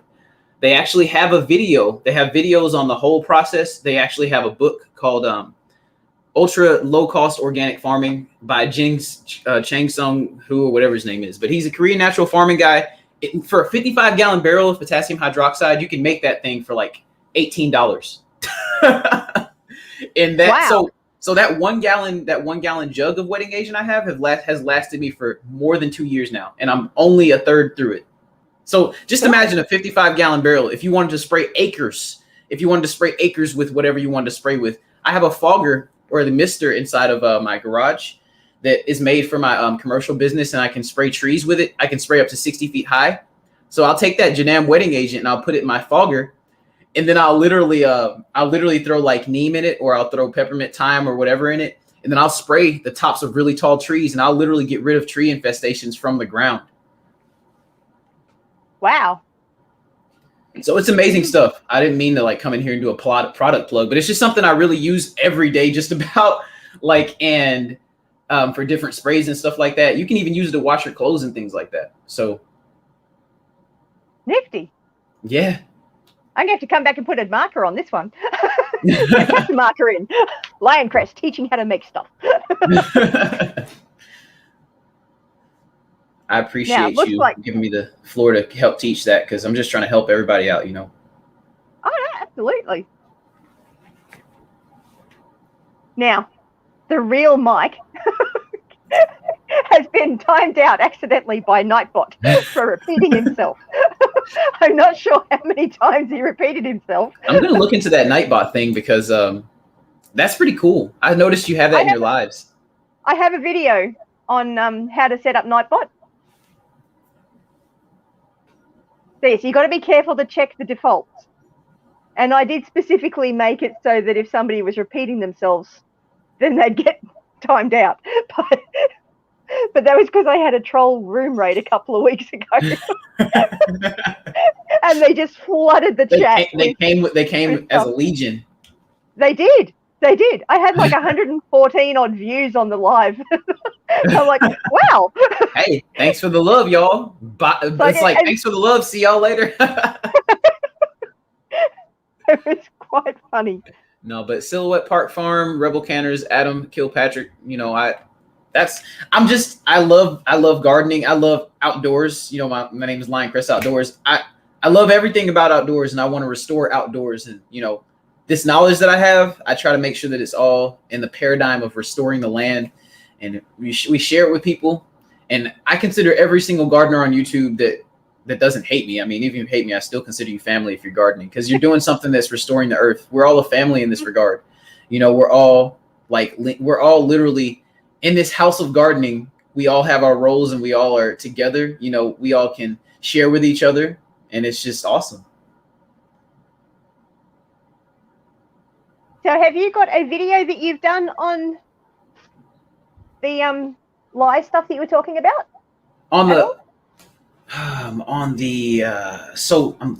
Thank you for asking me about that. So I'm gonna shoot the video for that today, because it won't take me no time at all. But it's just like me mixing stuff in like a little 1 gallon sprayer. I'm gonna show the process of that and everything. But yeah, like it's not super complicated. But I'm glad that you asked me about that, because I don't have a video about exactly that. That'd be great if you did. And I mean, I have the GoPro. I can put it on my head. I can mix the mixture up, and I can actually have the sprayer in my hand showing the actual spray and everything. So I'm gonna do that. I appreciate that. And that would be really good. Be glad to share that. You got all sorts of interesting things on your channel, and of course you're in Shedwars. Yeah, I started a few years ago, but I only made like one video, and then I was like, okay, and then I came back 2 years later, which was like this January, and I really got serious with YouTube. So yeah. So you got 4 videos in your Shedwars playlist so far? Yeah, we're the Northern Hemisphere over here, and I just started this year, so that's all I got for now on Shedwars. But I got more to come. I'm excited about Shedwars and everything, and I'm really loving everything about our garden community, and just being able to, because for me, I'm just this like whimsical dude that walks around and lives gardening. So like for me to just have a camera on my head every now and then, that's no problem. Like I just try to make it to where I'm adding value to people's lives, you know? Mm-hmm. So you're doing permaculture, and you love it when you find another permie.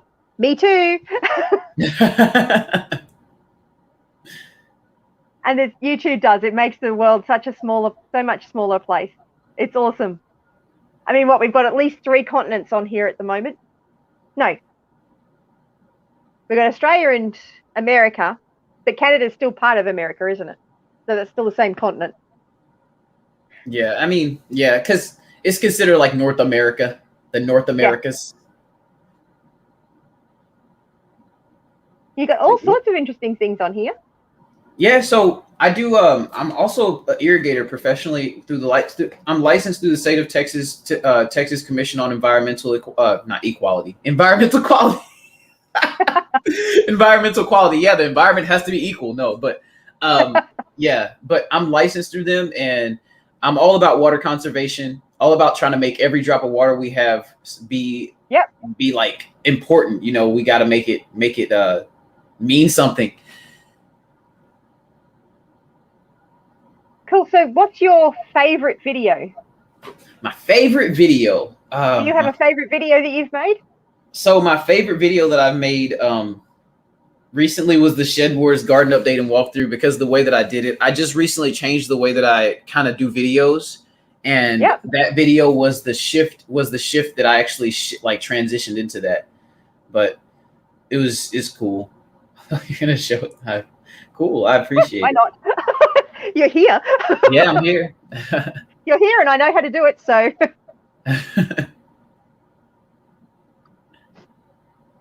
So I'll pop the link in the chat for anyone that wants to go check out Lioncrest's video. Yeah, but this video is fun because there's a part in it where I actually find a slug. So it's funny. This video is relevant to what we're talking about right now. And you'll see how I handle the slug on the video.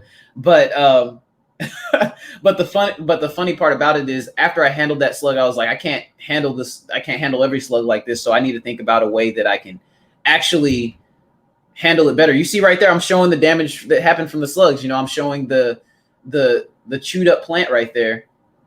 Yeah. And I mean, it's not like it's chewing on every plant. It's picking that plant to chew on. It's like, I'm like, hey buddy, you know, have fun with that one plant if y'all are going to do it like that. But that plant I just showed right there, it got to that plant too. So I'm going to start tackling that problem a little bit better, because those slugs are they're too much. Not too much as far, thank you, I appreciate that, but not too much as far as like, and that was filmed with the GoPro Hero 10 that you're talking about, Janderra. Like, that was filmed with that. So when you get that, get the head strap and just throw it on your head and just be out there. And I'm going to tell you, so on this video, totally. I voiced over this content. So like the sound that you might hear on this video is not the sound on this video. I actually added some music and I did a voiceover because I wanted to, because there was a lot of noise outside. I wanted to actually like kind of really give a good representation of what's going on in the video, because the voiceovers help. And I'll tell y'all right now, y'all are here right now, and I don't mind sharing what I use, because I think that everybody should have access to whatever they want to have access to. When I do my voiceovers, what I do is I'll record the video. I'll like record the raw editing of the video. I'll play the video through, but I'm watching the video, and I'll go to Google. I'll go to Google and I'll go to online voice recorder. There's a website called Online Voice Recorder. I thought it was just to test your mic, but turns out you can go on there. You can start the recording on that video, on the voice recording, and then you can watch your video and just look at your video and commentate on it while the mic's beside you. And then when you see that right there, there's a slug. Tiny little thing, isn't it? Yeah, and there's more of them. I mean, you can tell that it's just a little baby, and it's not eating the plant that it's on. But I was like, nope. I was like, I'm not letting that hang around. So. But yeah, I got it. And there's a sound effect with this and everything. I remember the moment because it was like, I changed the music and made it all dramatic, and I was like, it was crazy. It was fun. And I've gone and muted the sound. Oh no, it's fine. But I was like, boom, just got rid of that slug right there. Oh, thank you, Silhouette Park Farm. Silhouette. Nettie and Adam are fantastic at sharing stuff like that. They're just so good at. Oh, okay. So you know about InShot. Oh yeah. Yeah. So Wild Edibles uses InShot. Yeah, it's a great program. I have it on my phone here, and it's on Android and iPhone.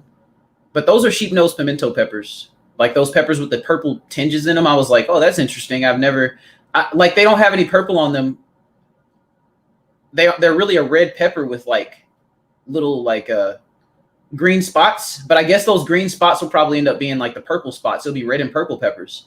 That's like the Buena Mulata that I harvested right there. Like it has some pretty peppers on it. So I'm actually, so on my last live I did, I actually told everybody in the live, I was like, I made it just for the live people.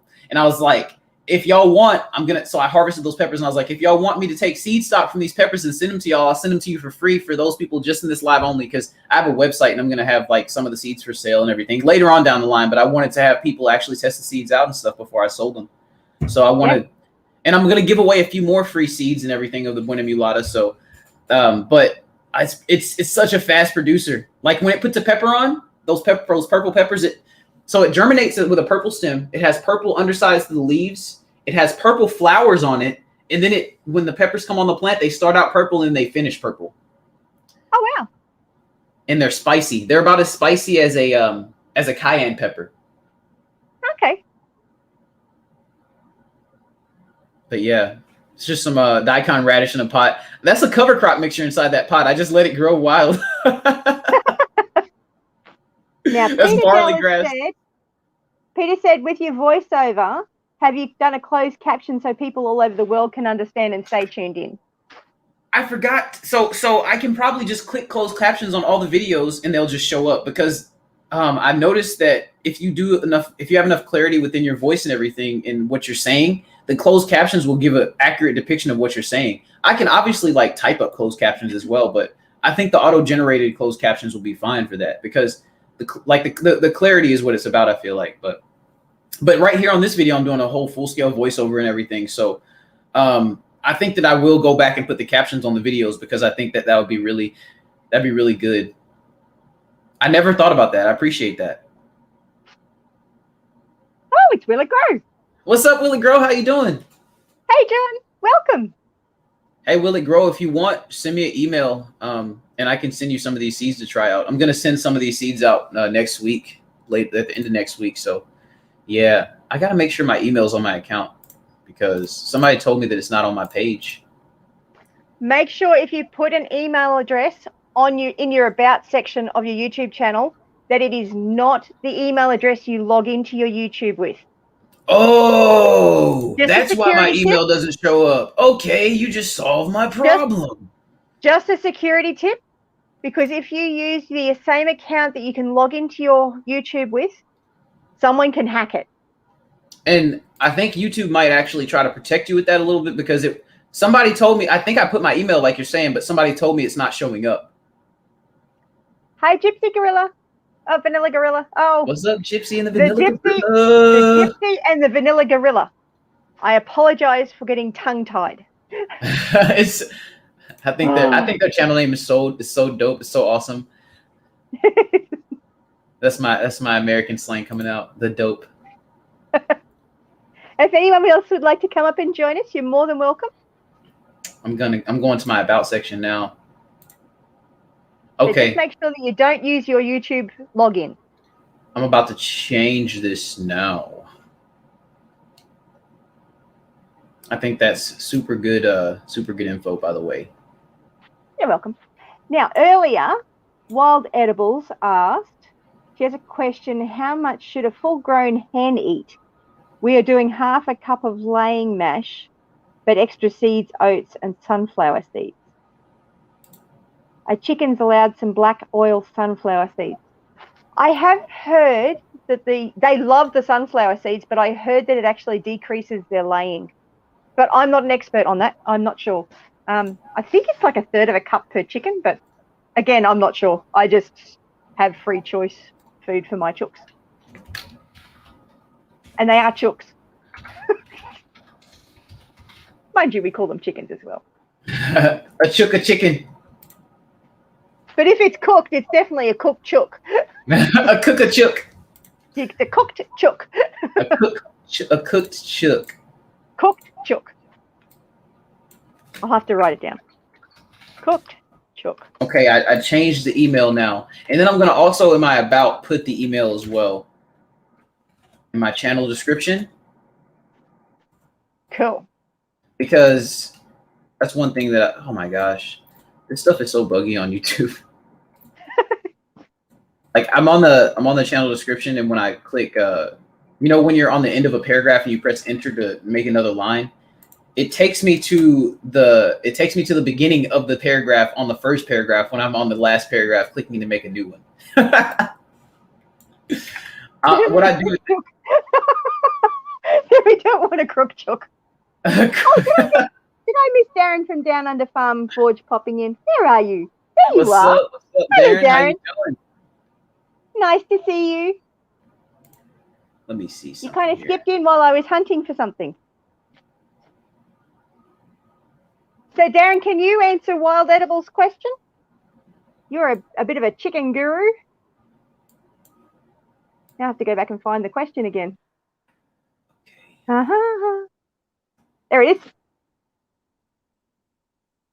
So so she has a question. How much can a full-grown hen eat? We're doing half a cup of laying mash, but extra seeds too, and oats and sunflower seeds.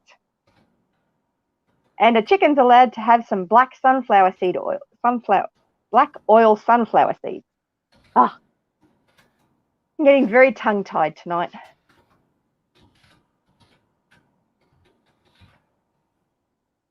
Once again, thank you, Janderra. I'm just handling up on this stuff real quick.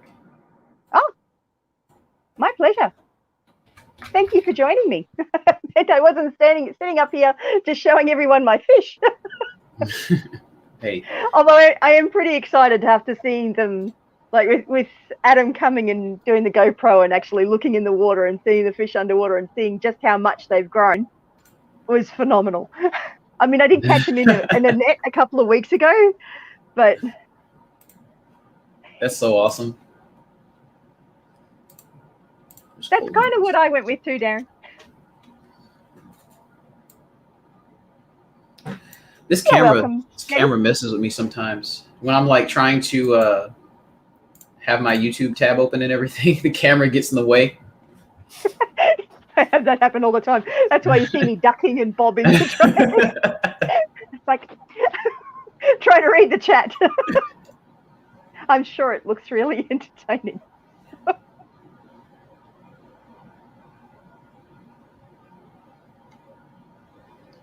Oh yeah. But oh, there we go.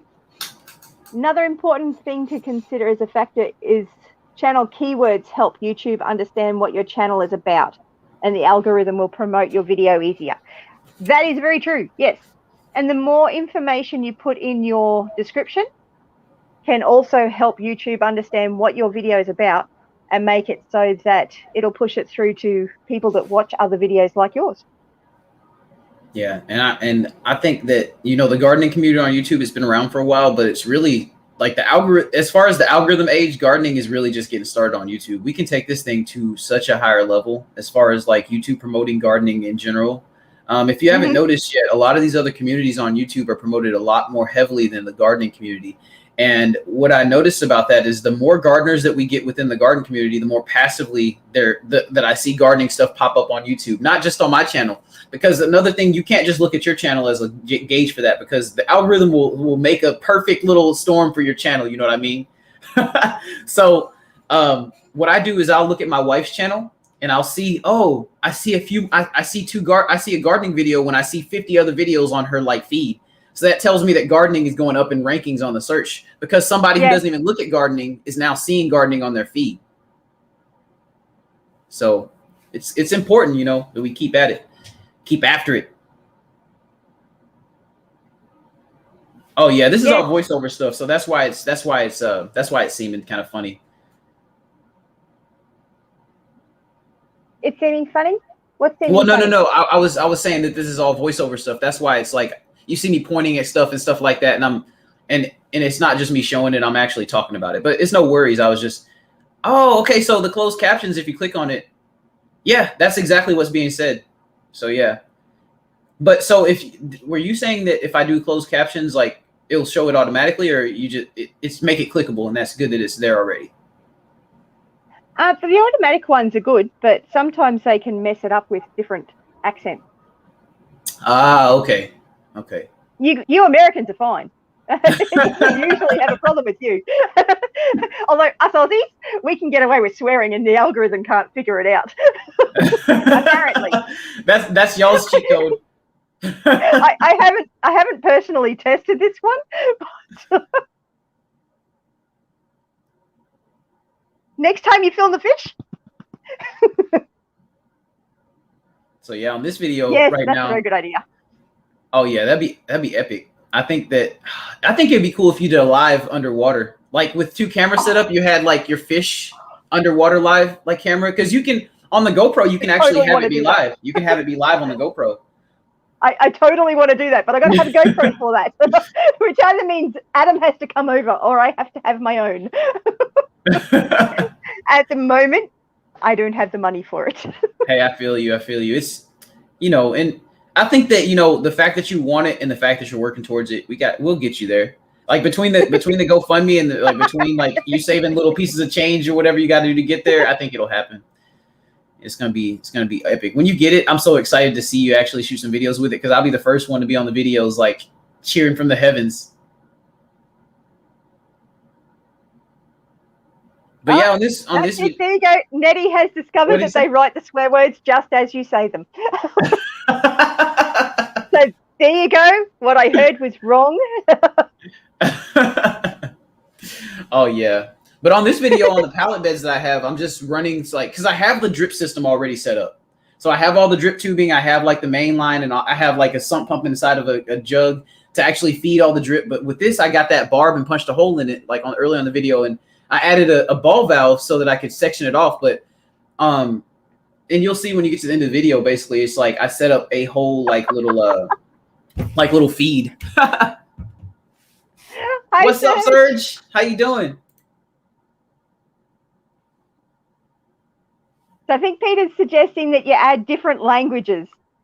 And I think that would require knowing people that speak different languages. Although I suppose you could put it through Google Translate.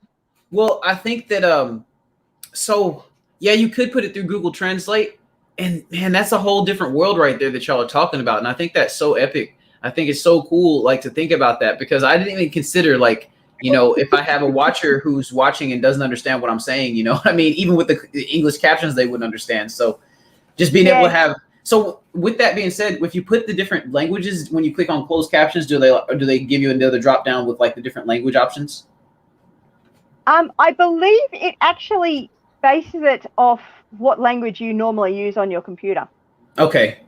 Or I've actually had a couple of times, because I tend to put closed captions on quite a bit, because sometimes I just can't hear what people are saying. But if I've just looked at something that's from another language, not that I read another language, it'll come up in that language. Okay. So it's probably already covered then. Because then you try and change it back to English, and it's like it's like you're not English. My computer brain tells me that you're not English, so you're not English, and we won't let you go back to English. Okay, that's what the algorithms tell, or the whatever the programming's telling you. It's like, oh no, my programming brain is superior to what you're trying to tell me right now. Oh dear, it's all good. But yeah, I'm excited for the future. We're gonna keep growing and everything, and I really can't wait till I get to the point where with my business I can get, and it'll happen because I have an off season. So right now I'm in the midst of my busy season with irrigation, but come November, December, I'm going to be traveling a lot. I'm going to be going to different homesteads. I'm going to be visiting different people, and I want to start my consulting with that. And I'm going to make my first year pretty much free. I'm going to go out and just hang out with people. I'm going to just go out and do I'm going to write up plans when I go to people's farms and stuff like that, for if they want to not follow the plans exactly, but give them a syllabus, when you go to class and you have at the beginning of the class, they give you a syllabus that tells you everything that's going to happen in the class over the duration of the season of the class. So I want to be able to give people that as far as informational references for their farms. So it'll be really so and make it to where problems happen on the actual information that I'm giving. So okay, if your chickens were to get attacked by hawks, this is what you would do. If your chickens were to get attacked by foxes, this is what you would do. If you have raccoons that are breaking into your chicken coop, this is what you would do. And this is all based off of real life experience. And I think that that's so important. Wild Edibles would want to know what to do about raccoons. She's been having trouble with her chickens being taken. Yeah, they'll rip the heads right off, and not excuse the graphicness, but they'll literally rip the heads right off your chickens and take they'll go in there while the chicken coop's dark, because the chickens aren't going to do anything. They're going to be in their sleep mode. And then they'll go in there and literally just The only way I found out it was raccoons that was doing it in my chicken coop at that time was the fact that it looked like little alien handprints were on the wall. Oh, wow. So how did you overcome that? So I wasn't the quote unquote leader at that time, but the way that we overcame that, and I would have done it differently because I would have fixed the roof of the coop. But we had a hole in we had like we had a roof, and there was a slit on the roof of the chicken coop. And that's where the raccoon was squeezing in and getting the chickens. So what the person who was the leader, the quote unquote leader of the collective that we were at the time, he got a pound of hamburger meat and put rat poison in it. I really didn't support what he did, but I mean, and it wasn't because the raccoon died, but it was because of the downstream effect that stuff has. Yeah, that stuff is not good for the environment. But as far as how I would take care of it later, like the raccoon problem, I would fix the roof of the chicken coop. I would also make a trap for the raccoon. I would just put the beef inside of a trap. Just put the beef inside of a raccoon trap, or like a small game trap, and then I would have relocated it probably about a good 50 to 75 miles away from where I live. And if I have to do that for raccoons going forward, or what I'll do is if it becomes too much of a problem, I'll literally just I'll go ahead and do away with them when I catch them. But I won't rat poison them. I'll catch them, do away with them, and I'll compost them. And then I'll say a prayer over them because I'm really about that life. And I'll say a little prayer about the raccoon, and I'll be like, from where you came, you return, and I thank you for your contribution, and keep living. Because when you're on a farm, there's things that you have to do that a lot of city folk don't have to face. And that's something that we got to live with, right? When we're out on this land, you know, it's either us going to take over or it's the nature that's going to take over. Pretty much. But yeah, I'm having fun in your live this morning, Geraldine. I'm really having fun. I appreciate you having me up here. Thank you for joining me. Good fun. I love seeing what you're doing in your garden. It's definitely very intense irrigation setup. Well, and I would have never done something like this if I didn't. So I started off as kind of like just a maintenance helper with irrigation. And then the guy who was training me, he had been through like 6 other guys because irrigation is not easy. Like as far as like the labor required and then the know-how on top of the labor, you have to basically be an electrician and a plumber at the same time. And basically when I started working with him, his name's Matt, he actually didn't let me change a single sprinkler head for 3 months of working with him. Like it was crazy. It was like, I was literally going, cause I was like, I gotta do something. I gotta help. And then when he put me on my first sprinkler head, I had built up so much want to do this that from there, I just was like, I gotta learn. But man, my first garden, the irrigation I tried to set up on it, I literally broke my drip because I had a pump, a sump pump on it that basically produced so much horsepower that my emitter lines on my drip actually blew out. And then my plant, the plants wouldn't get water from the drip. But I learned later I need to have a pressure regulator on my drip system so that I can actually control the amount of pressure going through it and things like that. So, and I don't want to get too into like the fine details of it because for one, we'd be sitting here talking all day about it. But for two, I'm actually going to be, I'm making a series on my channel about like the intricacies of irrigation in the garden and how we can use it in the garden. Because, you know, my buddy Turf Therapy, he was telling me that he really likes my drip. He really likes my irrigation in my garden, but he wants me to break it down for people to be able to do it, you know? And I think that's important. I think it's cool to watch this stuff. And I think it's cool to see, oh, that's cool. You know, I got it running right now. But yeah, I think it's really important to make it teachable and make it feel accessible to everyone who's watching. Make it so that somebody else can duplicate what you've done. Exactly. And I think you see it dripping. I get excited every time I see it. Literally every time I see this video, I get excited. Every video, because I put so much love into these videos. You know, I really want to share something good with people. Morning, Farmer HVAC. How you doing this morning? Night, Nettie. Love you, beautiful. Have a great night. Have a great night. And it's always funny when husbands say goodnight to their wives on YouTube. So you see on the herb pallets, I have landscape fabric stapled to hold the soil in place. It's nothing fancy. It's just pallets with strips of landscape fabric that I've stapled into place. Okay, just to make the base of it. Yep. And I put soil in there, and you see what's growing is cilantro. You got thyme. You got rosemary. You got lavender. All kinds of stuff in the bed, and then strawberries on the other one. Yeah. That's And very then cool. you got the wild man with the wild beard right there.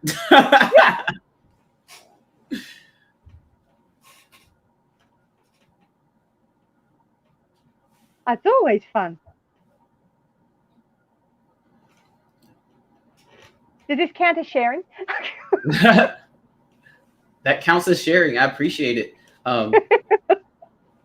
It actually, I've never been inside of inside of a live where someone's showing my videos. It feels kind of like, oh. I feel like I'm on the council. It's like, all ye council, judge this man in which we have put forth on this screen, so that we must have an accurate depiction of what we are seeing today. We're not judging, we're enjoying. Oh no, I'm just joking. I'm joking around. Oh, look at Downunder Farmer Forge. He got jokes. He said that's not beard, that's peach fuzz. Oh man, okay. I gotta grow it a little bit more. I gotta make it through No Shave November, and I gotta check back in with Downunder so we can see how we're doing. See, now we gotta go check out Darren's channel. Oh yeah, we gotta check out Darren's channel now. Let's see. Oh yeah, I've been watching Darren's videos lately. Oh look, I'm on that one. Oh, Slacko here hasn't watched the Fajoas. Oh, see, we're not going to see Darren's beard in this one. There's no beard there. So Gypsy the Vanilla Gorilla, I saw that Beard Up Challenge 21. I need to go and like get acquainted with it, because I remember I saw it and I had to do something there, and I was like, I'm gonna get back to that, and I want to actually be a part of that, because this beard right here ain't going nowhere, and we're gonna try to make it be a big boisterous beard. Some alliteration for you guys. I see. This is when Darren got to his 1,000 subs. He's got his beard happening. He's got a very cool beard. Dude, I'm just gonna say, Darren looks like one of those guys that I would not want to mess with at a bar fight. No, I wouldn't recommend it.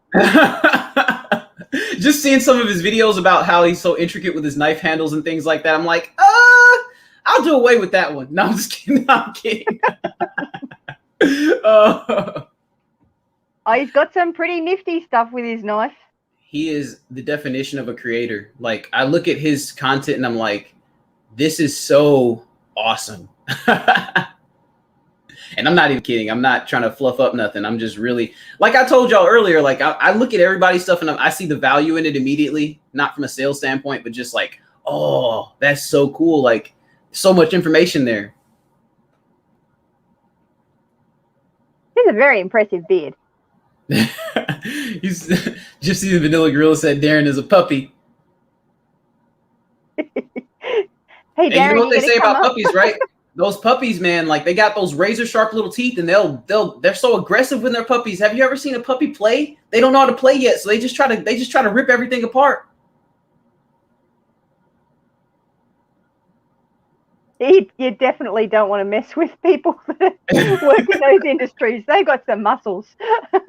I think that video's on its side. Oh, there we go. That's better. Yeah, like it's funny you say that about like pipe fitters and blacksmiths. My hands are just like all the time beat up. Like I got my busted knuckle there. I got like my busted knuckle here. It's like I'm always just busting my knuckles and just keeping it moving. I just like I get these scrapes and bruises and I don't even know that they're there. Oh, look at that. That's some awesome corn.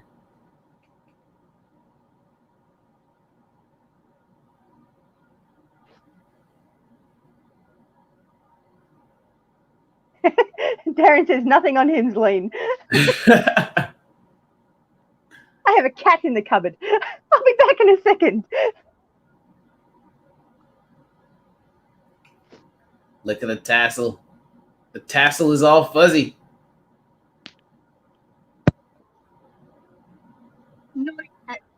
cupboard. I don't know. Oh, that corn looks like it was so tasty. Oh my gosh. Got some thickness to it.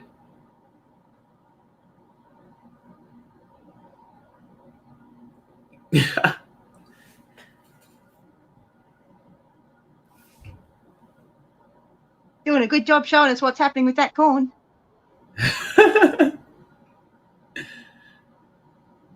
So do you not put the audio on because it's it'll be like kind of distorted or something, or will it mess with the internet frames? Oh no, it just makes it difficult when you're talking over the top of it. Oh, okay.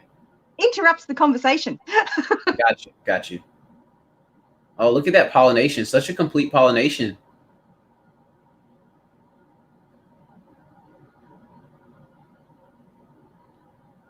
Are you just showing the rigidity of the corn, how it's basically just super strong?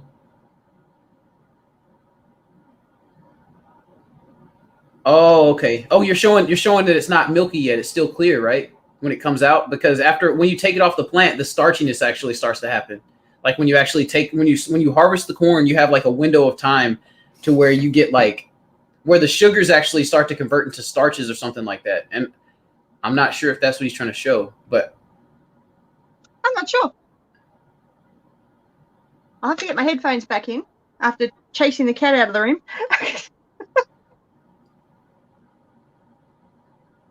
So that's how my corn looked. The first few stalks. I had some stalks that had full pollination all the way up the tip, but you can tell that like he could have had better pollination on that. Not to say that it was bad pollination, but like I'm just saying from a standpoint of those kernels, like I noticed that, Darren, like when I harvested my corn, like the tips of it, some of the tips didn't have like corn on the tips. Whereas to like it would, as you got down the corn cob, it would just be super, super thick and juicy with corn. I think I must have forgotten to click the share audio when I did it. Oh, okay. Now my Aussie garden, that he does have a very intense beard. Have you seen my Aussie garden's beard? I haven't. I need to see it. I'm about to go check it out. Are you gonna bring it up? Yeah, bring it up. I'll bring it up. I'm gonna open up their my channel. Aussie garden's he's a fairly new channel, but he's got some fun stuff on there. Okay, I'm gonna open this tab right here. Whenever I go to whenever I go to lives, I always open up a bunch of tabs that I want to check out after the live, so I can make sure this is there. Ah, okay. So Gypsy and the Vanilla Gorilla said that that's caused by lack of water.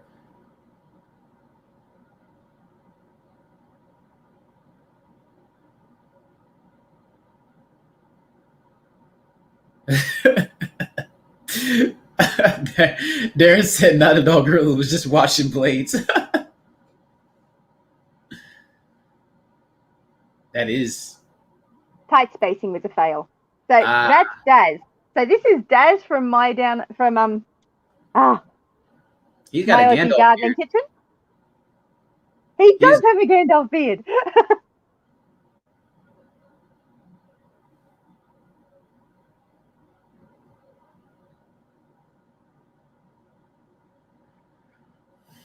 He has a very impressive beard. I'm going to turn the sound on. This is getting me annoying. Hang on. I'll fix this. Yeah. Sometimes that I guess in the bottom left corner, the share audio thing. I know how to do it. I just normally don't have it on there. So. Okay. Well, no. Sometimes I do. Sometimes I don't. It depends on what I'm doing. Whenever I put the share audio on, I put that thing on like the lowest possible. If I'm trying to talk while the video's going or something. Hang them and pockets, so you can put strawberries and herbs and stuff like that. And I'm really stoked. These were on special and I couldn't resist. They're a nice looking material. I don't know what you call it, but I think they'll last a while. What I like about these is that I can under my fresco above me outside and then turn them around every few days to give things a decent amount of sun. So I might have, say, I don't know, strawberries or herbs, and I'll have them facing the sun. And then in a few days' time, I can unhook it, turn it around, and then give the other guys on the other side a good dose of sun. So yeah, I'm pretty stoked about that. So I've got 3 of those. So I'm looking forward to filling these and eventually planting them out with probably herbs and strawberries, my thinking at the moment. All right, next thing I got was grow bags. So when you took that rake back, your neighbor was scared that you were going to take her on a quest. Grow bags. Possibly. The unexpected adventure. Well, that's what Gandalf did to Frodo. He showed up to his house and basically snatched his life from underneath him. So I can see why she probably didn't want to answer that door. Aussie Garden and Kitchen. You don't want to go on that adventure to go meet Smaug the dragon. So no. Okay, so Darren was doing an experiment with the corn to plant it super tight to see how if it would increase the pollination. Not enough water in the planter. Corn there. That corn is such a water diva. That plant will drink so much water. Very thirsty plant.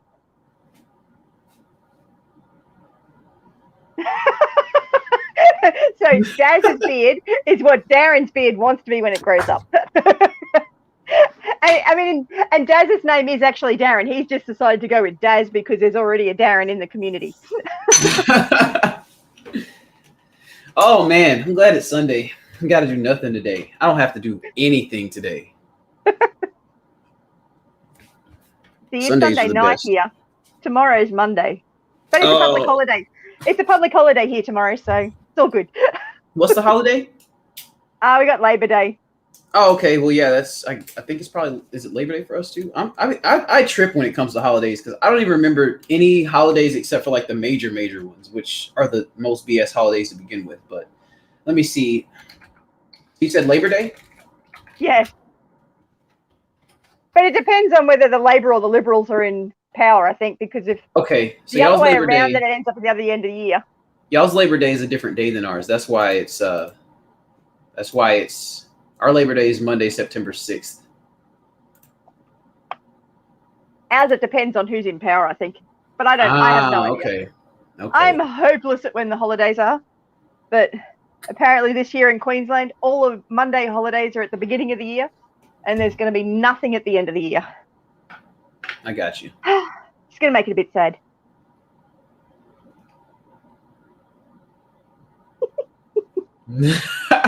They got the snake. They talking the smack. I love it. Yeah, I got the smack talk happening in the chat. Oh, you have to build a chicken coop today. What kind of chicken coop are you building, Rebel Canner? Nah, you have to build a chook. Was it chook coop? A chook coop. A chook coop, yeah. Yep. Or a chook tractor. I like the chook tractor. I think chook is very much more marketable than chicken. Like you can market that in a bunch of different ways, more so than the word chicken. It just rolls. Chook just rolls. It just rolls off the tongue. Chook. All the gloves in your video, absolutely, they do look very interesting. So they got claws in them, do they? So I've seen some gloves like that on Amazon, and I was wondering how those gloves work. They literally have like the they're like little ring. I don't know if those are the ones he has. Particular seller in Australia, but these feel really good. Let's see if he shows us. Yeah. All right, pretty stoked. You'll have to watch his video. Check this out. I am definitely gonna go check him out. These. Check out that. Excellent. I feel like Freddy Krueger. He got the Kev tips. He got the Kevlar tips. Freddy Krueger song. Yeah. Anyway, but no, that's different. It's They got claws. They don't come off. All right, so they came free with the bag. That's pretty cool though for digging in the dirt and yeah. That was like some ASMR action going on when he was scratching his hand there. I was buying the grow bags anyway, so these were just chucked in with the sale. Nice. Actually, while I think of it, I've got a really cool cooking video coming up soon, so keep an eye out for that because I know a lot of you like the cooking segments I do. So stay tuned in the coming days. Oh, he's got the wok. That wok is aged. He's had that wok for time. Oh, yeah. I'll say no more, actually. Just have to wait and see. All right, now this is the third thing I got, and I'm really making it so that we're all going to have to watch for it now, which is kind of the idea. I was talking to some of you about going to be emailing the company. Give me free gloves. In recent times, I discovered the grow mats and how a grow mat was really fast in germinating my seeds. Sorry, I can't talk properly today. I'm having that same problem. It's because we're talking about him while the video is going. It's like someone's talking. You know how when someone mentions you, it's like you sneeze because like someone mentioned you. It's like psychically he knew that we were going to be reacting to this video today, so he couldn't talk at this moment. Right. No, it's like the most crock response ever. So Rebel Candy's got some meat birds that have to go. Yeah, meat birds are. They're quite the they have no how can I say etiquette. They have no etiquette, those meat birds.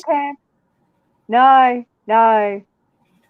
Like it's funny that the egg layer chickens, they're wild like any other animal, but they have some etiquette to them, you know. They have like some princiness. They're like, "Oh, these eggs, I have to take care of them. I'm a diva." Yeah. You know, your pullets will be very diva like when it comes to your egg layers, but when it comes to your meat chickens, they're like, give me some food. They'll eat. Oh, man, those meat chickens will eat themselves to death, literally.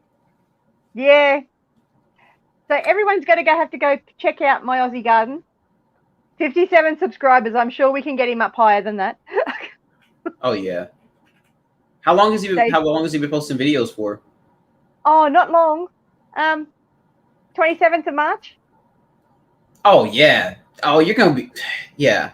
You're doing great. You're doing wonderful. Yeah, so he's in Northern Victoria in Australia. Yes, go check him out.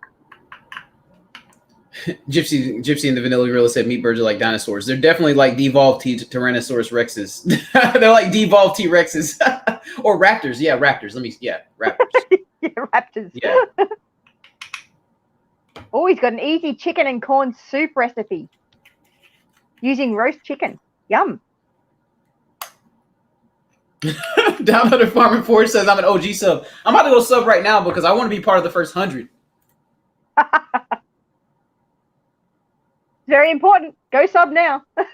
I know. Get your seats while it's hot. Get your no, what they say. Get your plate while it's hot. I'll put his link in the chat. Okay. Yeah. Yeah, I have it pulled up already, but I have so many.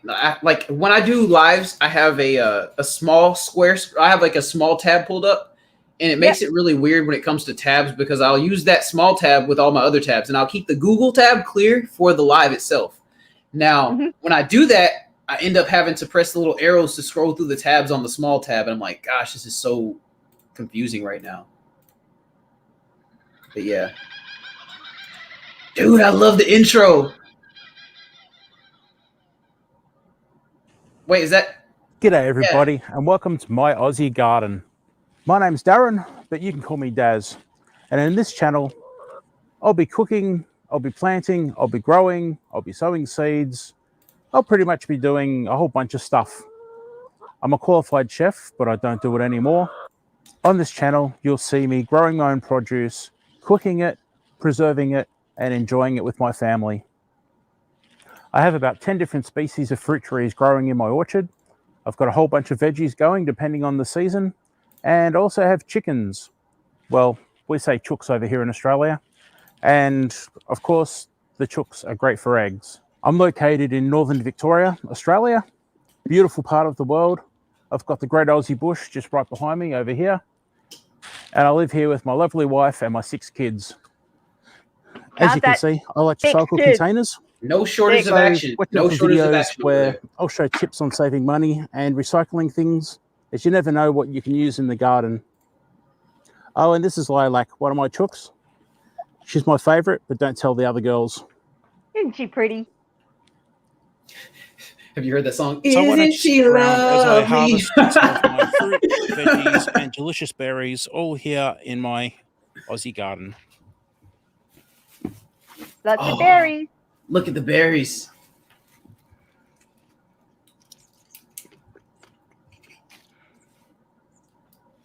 Now, some of you are probably saying, hang on a minute.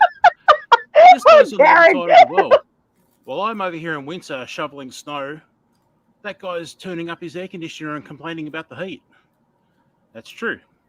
My season's the opposite to a lot of people overseas. However, tomatoes still grow the same way. Potatoes, carrots, onions. Nah, they grow with the Aussie accent. Them in the ground the same way and grow them the same way. I gotta love the Aussie accent.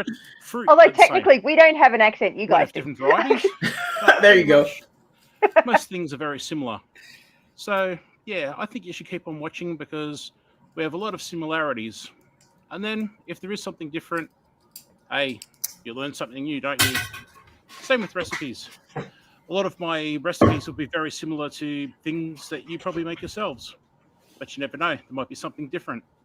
So stick with me, check out my channel, and let's have fun together. Good job, stunt chicken.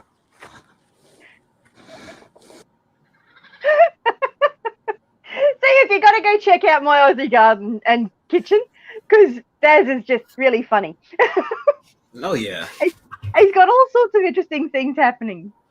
I like channels that feel authentic, you know, and that like his channel definitely feels authentic.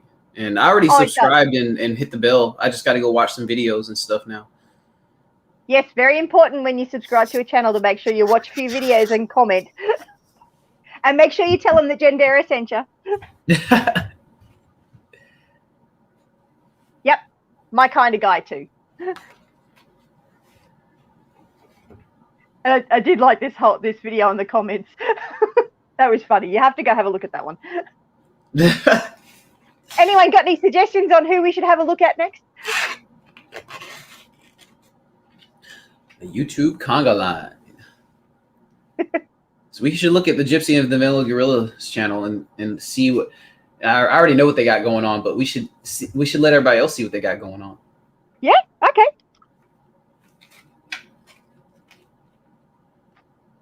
I just got to get my fingers to type and do the right thing. The Gypsy King. They got Tyson Fury showing up on the search bar. My goodness, I can't type to save my life tonight. There we go.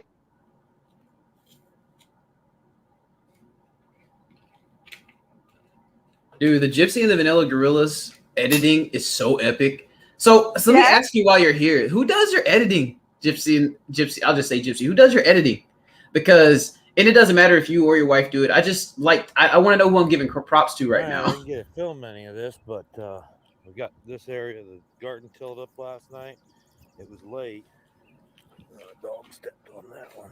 I didn't get my fence up yet, but we got a few onions right there, and we got a row of them here. And these are the sets I had setting outside, so they've started growing already. They were in that box of coffee grounds over there, and the roots on them. Now that looks like an electrical energizer. Pull one of these out, and I'll just show you.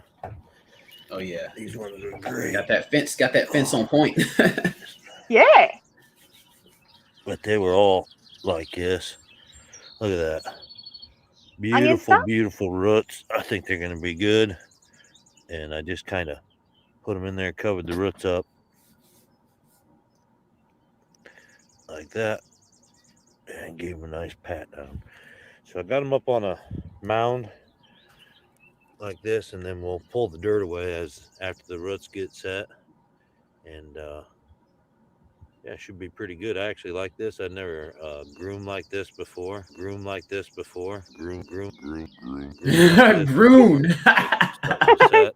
solar fence. But those roots seem to be awful deep. Gosh, that soil grade. Y'all got some. Nice, y'all got some sand. Where y'all at? Y'all got some sandy soil out there. A little higher. Like roughly. Obviously I don't want to know your address, but roughly where y'all at? I also have this row. And these sets here I got to have in a little bit, or the water and the birds will just pull them out of there. Serge says he wants next. And these are our red onion sets. And our white onion sets. And then we got our scallion sets, and these are huge. They look so nice. They are huge. Oh, this one's growing already. Good deal.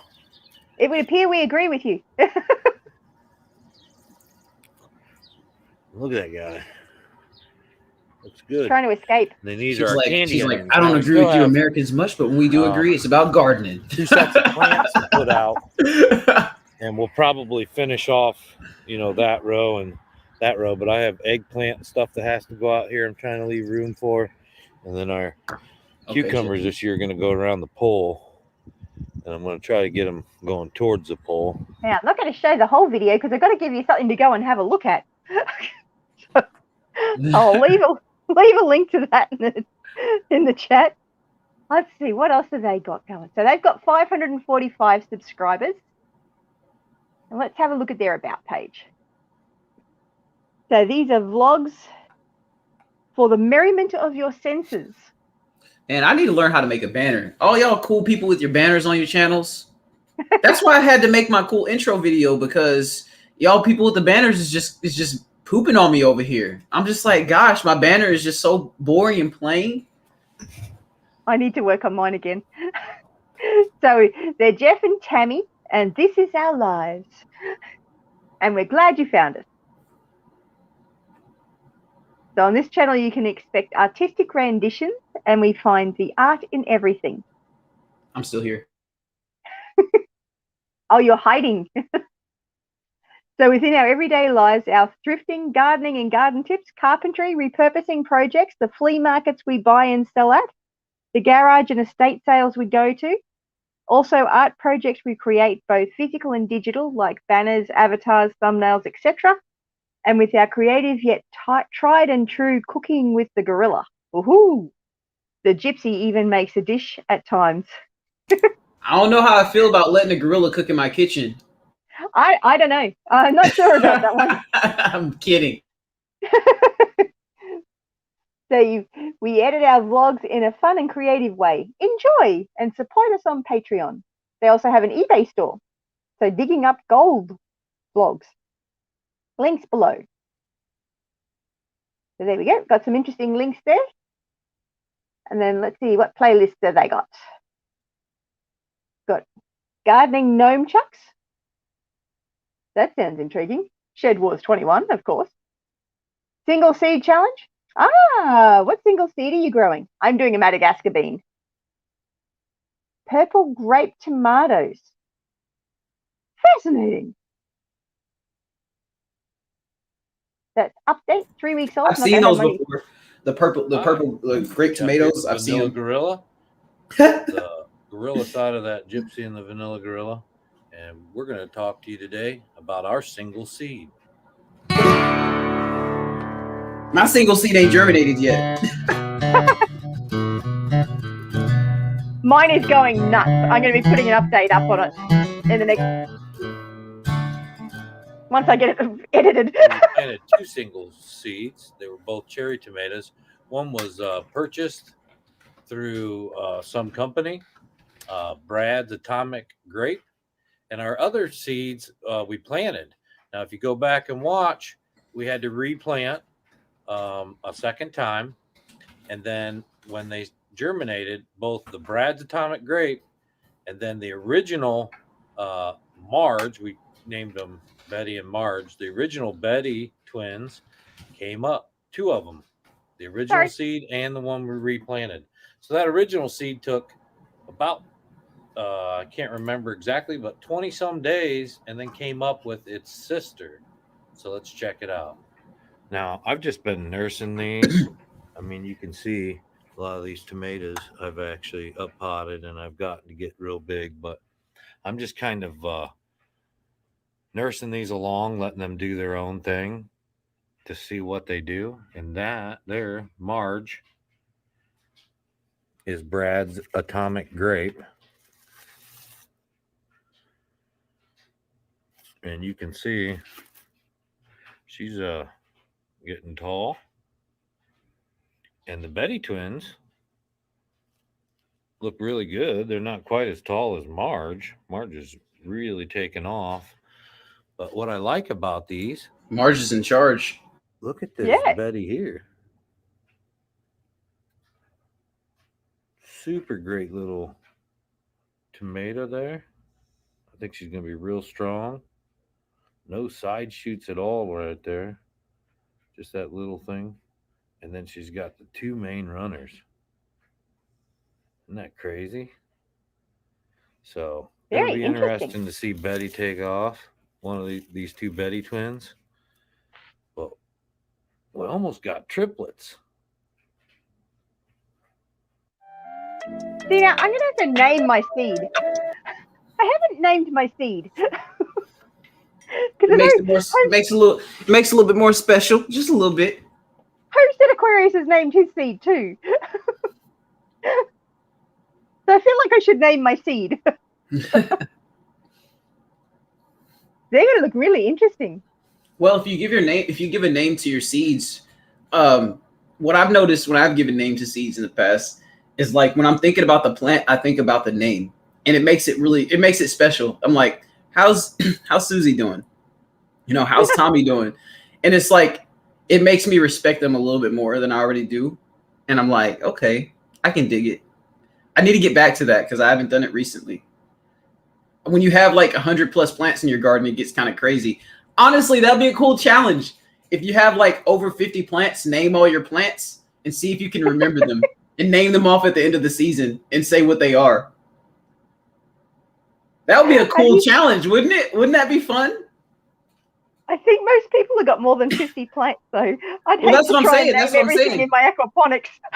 Hey, it's gonna definitely be. I mean, make it a maximum of 175. Go ahead and call it that because you don't want to make it because when people got farms, they got like, oh, I might have 3,000 plants. I'm gonna name a city of people and remember the whole city.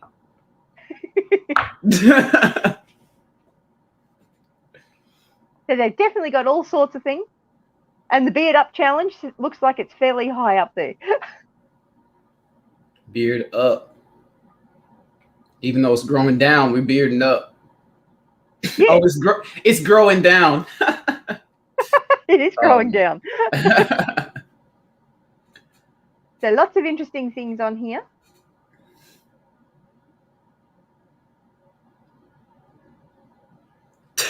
Gypsy and the Vanilla Gorilla said mom has 7 kids and got all her names wrong all the time. 100 names would be impossible. I mean, I've got 2 boys, and I mean, I've got a girl as well, but my 2 boys, I'm constantly calling them the wrong name. It's gotten to the point where I can call the oldest one the youngest one and go, "You're Jonathan, aren't you?" And he goes, "Mom." So it's like, it doesn't matter if I mess it up because he thinks I'm just playing anyway.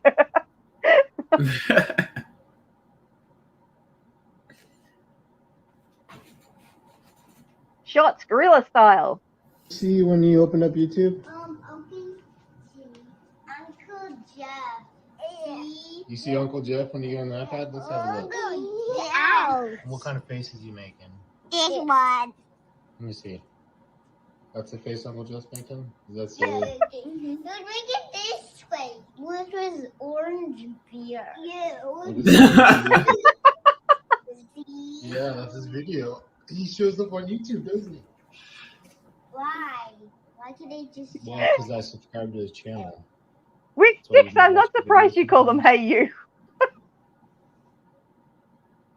Hello, Uncle Jeff, Daddy. Say hello, Uncle Jeff. Hello, Uncle Jeff. Hi, kiddos. I love you both.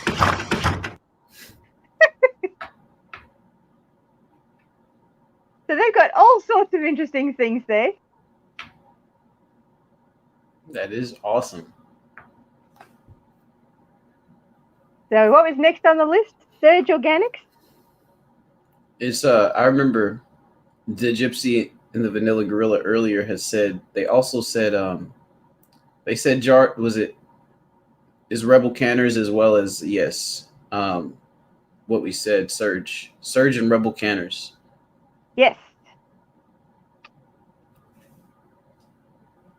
See if my fingers will behave themselves. And I've cheated this time. I've taken screen sharing while I'm trying to type.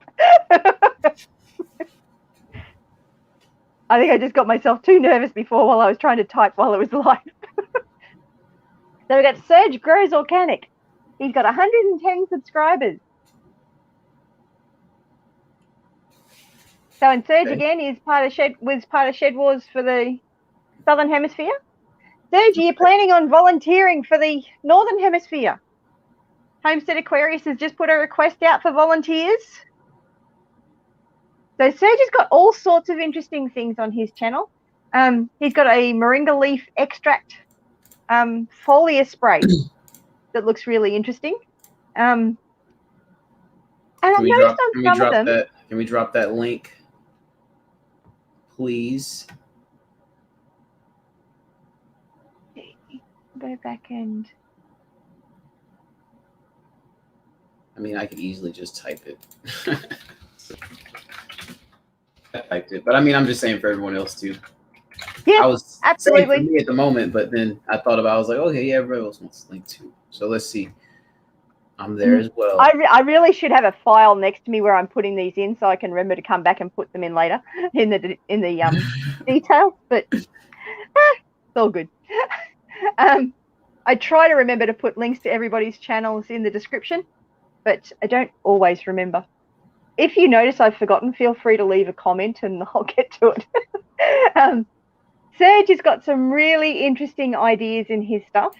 I know one of them was he was using aloe vera juice, like having the aloe vera in your water to help with rooting cuttings, I think it was. Okay. See, I already got started on a video, but I paused it because I was like, I know Janderra is gonna show a video while we're in the live here, so I'm gonna watch it live because I was like, it's good that I started that video too, though, so I can already have that video rolling. So we'll have a look at his entry video for Shedwars, huh? Oh yeah.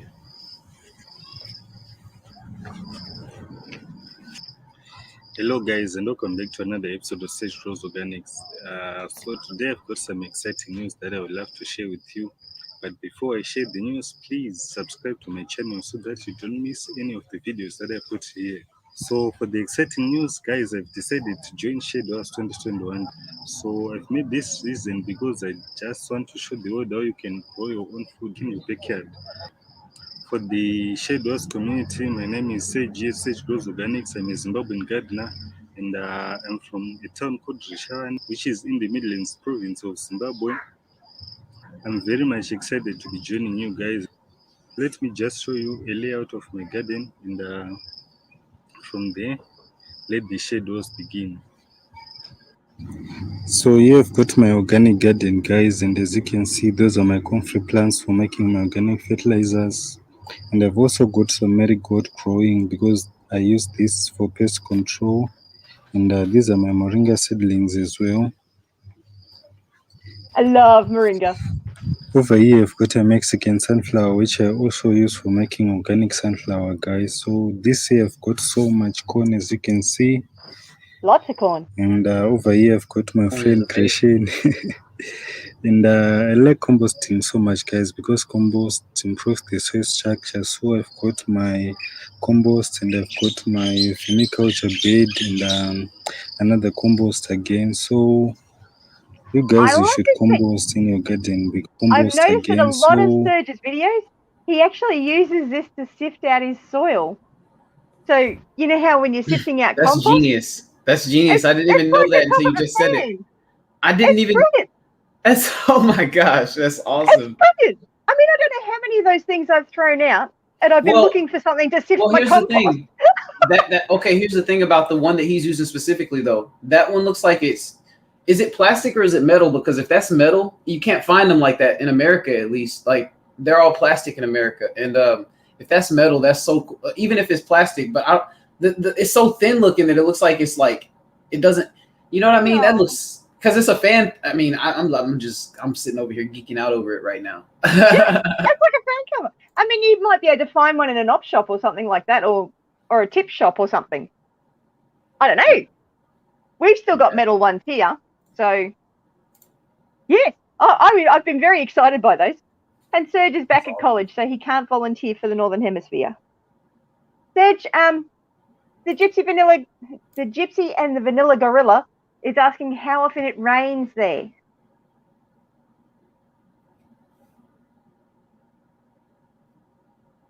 Hey, Abby's life. Yes, we're still going. I was only doing a short one too. Oh, good grief! It's 2.5 hours. Hey, it is. I mean, hey, like I think that we're having a good time, and you know, people are hanging out and they're having a good You time. guys, you should compost in your videos. garden because you improve your soil Absolutely. life, and Having fun if your sharing soil life everybody's is good, your plants will be happy and they'll be strong. some of the and, fantastic channels that they I've won't found. be attacked by pests that much. So you guys make sure that you compost and use compost in your garden. So And Serge has here got I've some also great got tips. my compost from last year, which I'm using in my potted plants. As you can see, that is a very much good compost. It's fine and I'm going to it's try so the aloe good. vera water. And moving on here, guys. I can smell I've that got, compost through the screen. Just like, oh my gosh, aloe it smells so vera. good. I'm just Aloe like vera, you there in should my have mind aloe right vera now. in your garden. And over here, I've got some lemon My pleasure. cuttings that I'm trying to root here. I'm trying to root them Yes, while thank you. they're Thank you, still Carolyn. on their mother tree so that they won't die. So you That can is see really that there are worm interesting. castings in that container, guys. So I've got worms everywhere in my garden. And moving forward,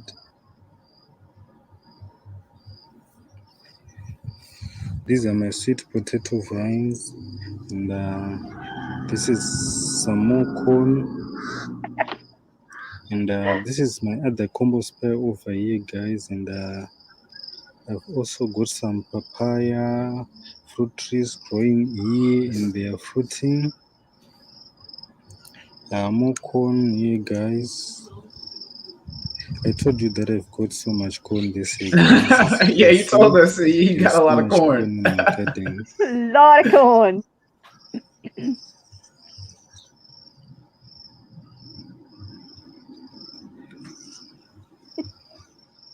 So guys, let me show you the worms that I've got in my compost piles. And let me dig down here and show you some worms. What are you doing at college, Serge? As you can see, I've got worms in my compost, guys. Good question, These Rebel. are not your ordinary earthworms, but these are composting Oh, I worms. love it. Look at those worms. I love it. Look at all that soil life. That's what happens when you get all that rain. We've hardly had any rain If you can here. get access to composting worms, guys, Well, please make sure that you get some for he's yourselves. cover cropping really well too. Very He's well just like to chopping and compost your dropping. He's compost leaving. faster, guys. He's building his compost pile Make right. sure And you've got he's some man, it looks composting great. worms around. Absolutely. And the worms are also good for your garden because they create pathways as they move around in the ground and improve the aeration of your soil. So it's good to have some worms around. So over here, these are my garden beds, and if you look, I have ridges and I have furrows. So on the furrows, I put my garden waste, I put grass clippings and leaves so that they will decompose. So what I'm going to do next season, guys, is that the furrows that you see now are going to be my next season's beds, and the ridges are going to be my next season's furrows, where I'll put some garden waste, some leaves, and some grass. So this is just like composting place, guys. And I want Yeah, he's you got to some later carry videos where he goes through doing all my of this compost part. from somewhere to come and put on Yeah. these beds because Yeah. they will be compost under the beds. So my compost piles, I'll just use them for my container plants and for starting seeds. And in here I've got some mint growing, and there's a lettuce over there and some beans. So guys, make sure you don't grow mint in the ground because it will just take over your garden. And let's go to my tiny greenhouse, guys, and let me show you what's growing in my greenhouse. I've got my seeds Look and at all my those cuttings moringas. and my composting Yeah. worms in there. So over here, guys, you can see I've got some Social marigold work. there, some Interesting. lettuce growing in there. more mint and more lettuce. That is a pepper seedling, and in here I've got lettuce seedlings. So in this container, guys, let me show you. I've got worms in the middle container. This one is so cool. Have you seen how he grows his worm? Has his worms in this one? I haven't. And It's actually like a mini worm farm. It's brilliant. So he's growing the food and the worms in the same spot. It's brilliant. Tiffany Q actually did a video on it as well, where she's actually made something based on what Serge has done. It's brilliant. And just put some food scraps in there, and the worms will eat the food scraps, and the worms can move to the top container, to the down container, and they'll leave some worm castings there. And oh, before I go any further, one little tip, something that I've heard on, I think it was from Keto Jess, that it's a good idea not to say that you're subscribed to somebody's channel or subbed or something like that in the chat, because YouTube will actually pick that up and they'll unsubscribe you because they think it's like a sub for sub thing. They say you've joined the family or something like that. So just avoid the whole I've subscribed or new subscriber. Just a little tip. They'll feed back to the video. Plants that are growing in the two containers, the one at the bottom Hi, and the Best one at Life. the top. If you look inside, you can see some happy worms in there, guys. And those are some healthy worms. Look how fat they are.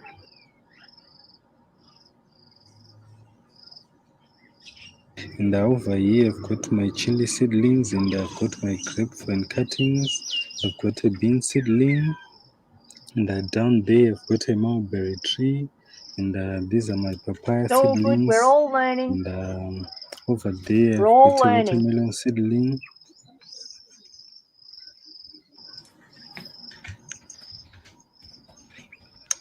So Look at those let cuttings me show sitting what's struck. going down here. I've got a comfrey plant down here, guys, in my greenhouse, and a marigold, and these are pepper seedlings down here, and this one is spinach, and this is an onion.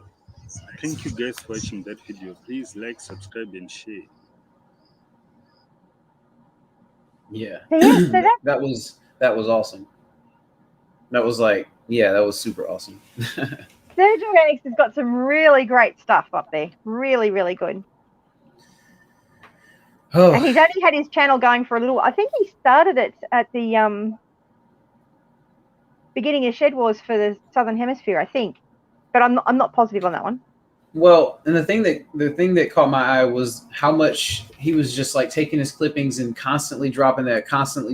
That makes for a situation where, like, yeah, you have to water, but like I noticed this happen in my garden a lot too, like because I've stacked so much carbon matter into the garden and composted it so much that basically, like the grass that grows around my garden area, if I don't water it, it grows more dominant than the grass that I do water with my irrigation on the side that has has the sprinklers on it and everything. Like, yeah, it literally outgrows that without receiving water at all. Like like we'll get rain and everything, but the other side gets rain too.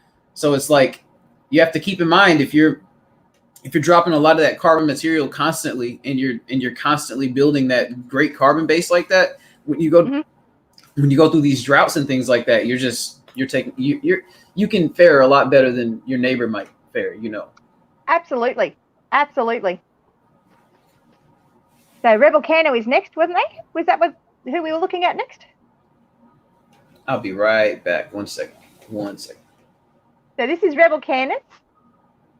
Okay. And they've been around since April 22nd, 2019. And she's got a channel trailer. So have a watch of that quickly. Okay, I'll watch this real quick before I go. I'm gonna need some water. Hopefully my internet behaves. It may not be at the moment. I think I'm having some sound issues. Teaching all kinds of food preservation, including the old ways. Hi, welcome to Rebel Canners. We were started by a request because people got really sick on Facebook. You'll definitely have to watch this at home. Told that they couldn't ask questions about canning. Nobody learns by being shut down and being told that they're wrong to even ask a question. And so we started the Rebel Canners Facebook group to help people and answer their questions so that they could learn even the old ways of food preservation and do it the safest way possible instead of skipping steps. And so that's how we got started. It expanded to a cookbook, and then it expanded to this YouTube channel, and we're teaching all sorts of ways and all sorts of methods, and I think that you'll enjoy it, so stick around.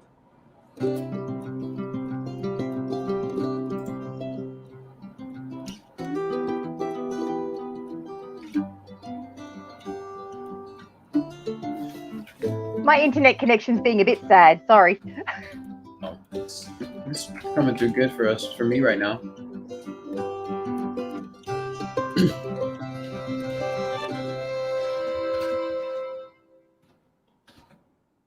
Is that canning milk?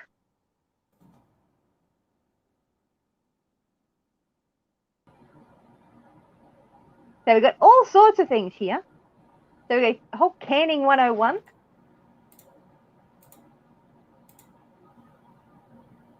There's like 55 videos in this playlist, so lots of things. So yeah, you got canning milk, canning jar shortages, the one unbreakable rule every rebels respect. There you go. So there is an unbreakable rule. Saving in canning jars from the trash. Pressure canning explodes. Oh, I must admit, one of the reasons why I have been very nervous about starting canning is the whole exploding thing happening. So Darren's saying Tammy is a great sub to have when you don't pressure can. Take care of my know-alls for me. Ah.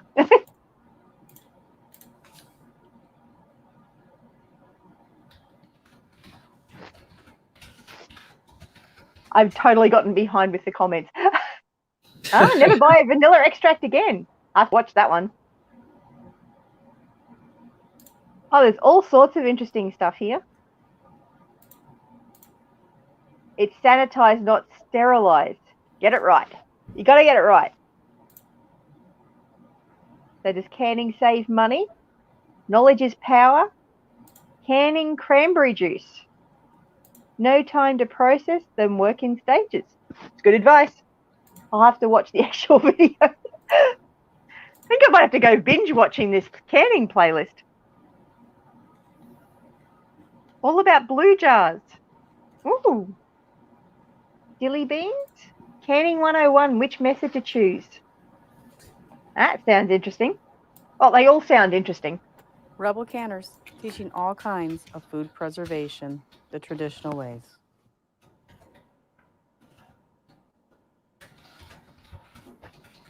Oh, if we watch the Big Bang one, we'll be disappointed with it. Oh, well, that's probably a good thing. I'm probably more likely to actually try canning. Hi, Chris. Welcome.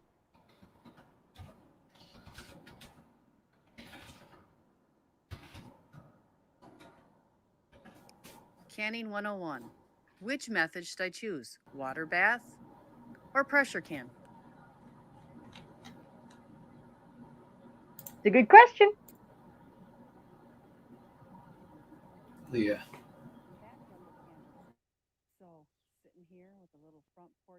I think my sound's misbehaving. Talk about something that's come up. My internet's being bad. Well, it hasn't broke up So one you're gonna time have for to. me. It hasn't broke up You'll one have time for me. It's only broken up one time? Oh, Well, no, I that's said good. it hasn't broken up one time for me. Like, it's been clear and consistent the whole time I've been here. Oh, that's good. And I'm overseas, so I mean, it's a good Yeah. little sample size for you. Well, I don't know why. I'm not sure why it's behaving well for you. But go check out Rebel Canner's channel. She's got some really interesting stuff happening. Oh yeah. Why does that look like I'm not subscribed? I'm sure I'm subscribed. Already. Well, it's because Well, let's just demonstrate subscribing. you clicked it on a different tab. It does that, like when you do it on a different tab, it like show if you have it open on a separate tab, it like doesn't show it immediately. Oh, it could be. Either way, I've told it I've subscribed now. You doubled up. You doubled up with it. Okay, let's see. Let the algorithm know that you really Oh, are there. it's Rebel Canada's mic as well. It's causing some problems. It's all good. It's all good. It's all good. So Lee Arkansas Bound says they water bath everything because we use wood to cook with. Fascinating. Anyway, I would love to stay chatting with everyone because this has just been so much fun, but it's getting late. Getting late for you is getting early for me. It's like 11:30 p.m. Well, it's never getting earlier. I was going to have an early night tonight. Well, I think hey, I failed. I'm glad that I'm able to come by and be here and support and just hang out. What's up, Chris Clever Craft? Chris Clever Craft came in and coming to say hello. It's kind of you're coming up on the early times for the Americas, so yeah, you know how that goes. You'll be closing out, and then you'll have all these new people start to show up. Yeah, always the way. So Darren says, "Did you watch Bath because of what the USDA? What's the USDA to the Aussies?" So I'm guessing that means he doesn't pay any attention to what the USDA says. Darren's got all sorts of interesting things on his channel. I think just about everybody here is subscribed to Darren. Daz, thank you very much. And I am so grateful to you all for joining me. And thank you so much for the wonderful chat and giving me a chance to share your videos around. It's always fun checking out new channels, and not that, I mean, I've subscribed to all of you anyway. But it's really nice to be able to share videos and channels that I've come across with new friends, especially from the other side of the planet. I'm really enjoying getting to know you all, and yeah, I'm really grateful for this community. It's been absolutely fantastic. It's a fun community, and it's a great community of wonderful people. It is. And you guys all have a fantastic Sunday. I can tell you that Sunday was a good day.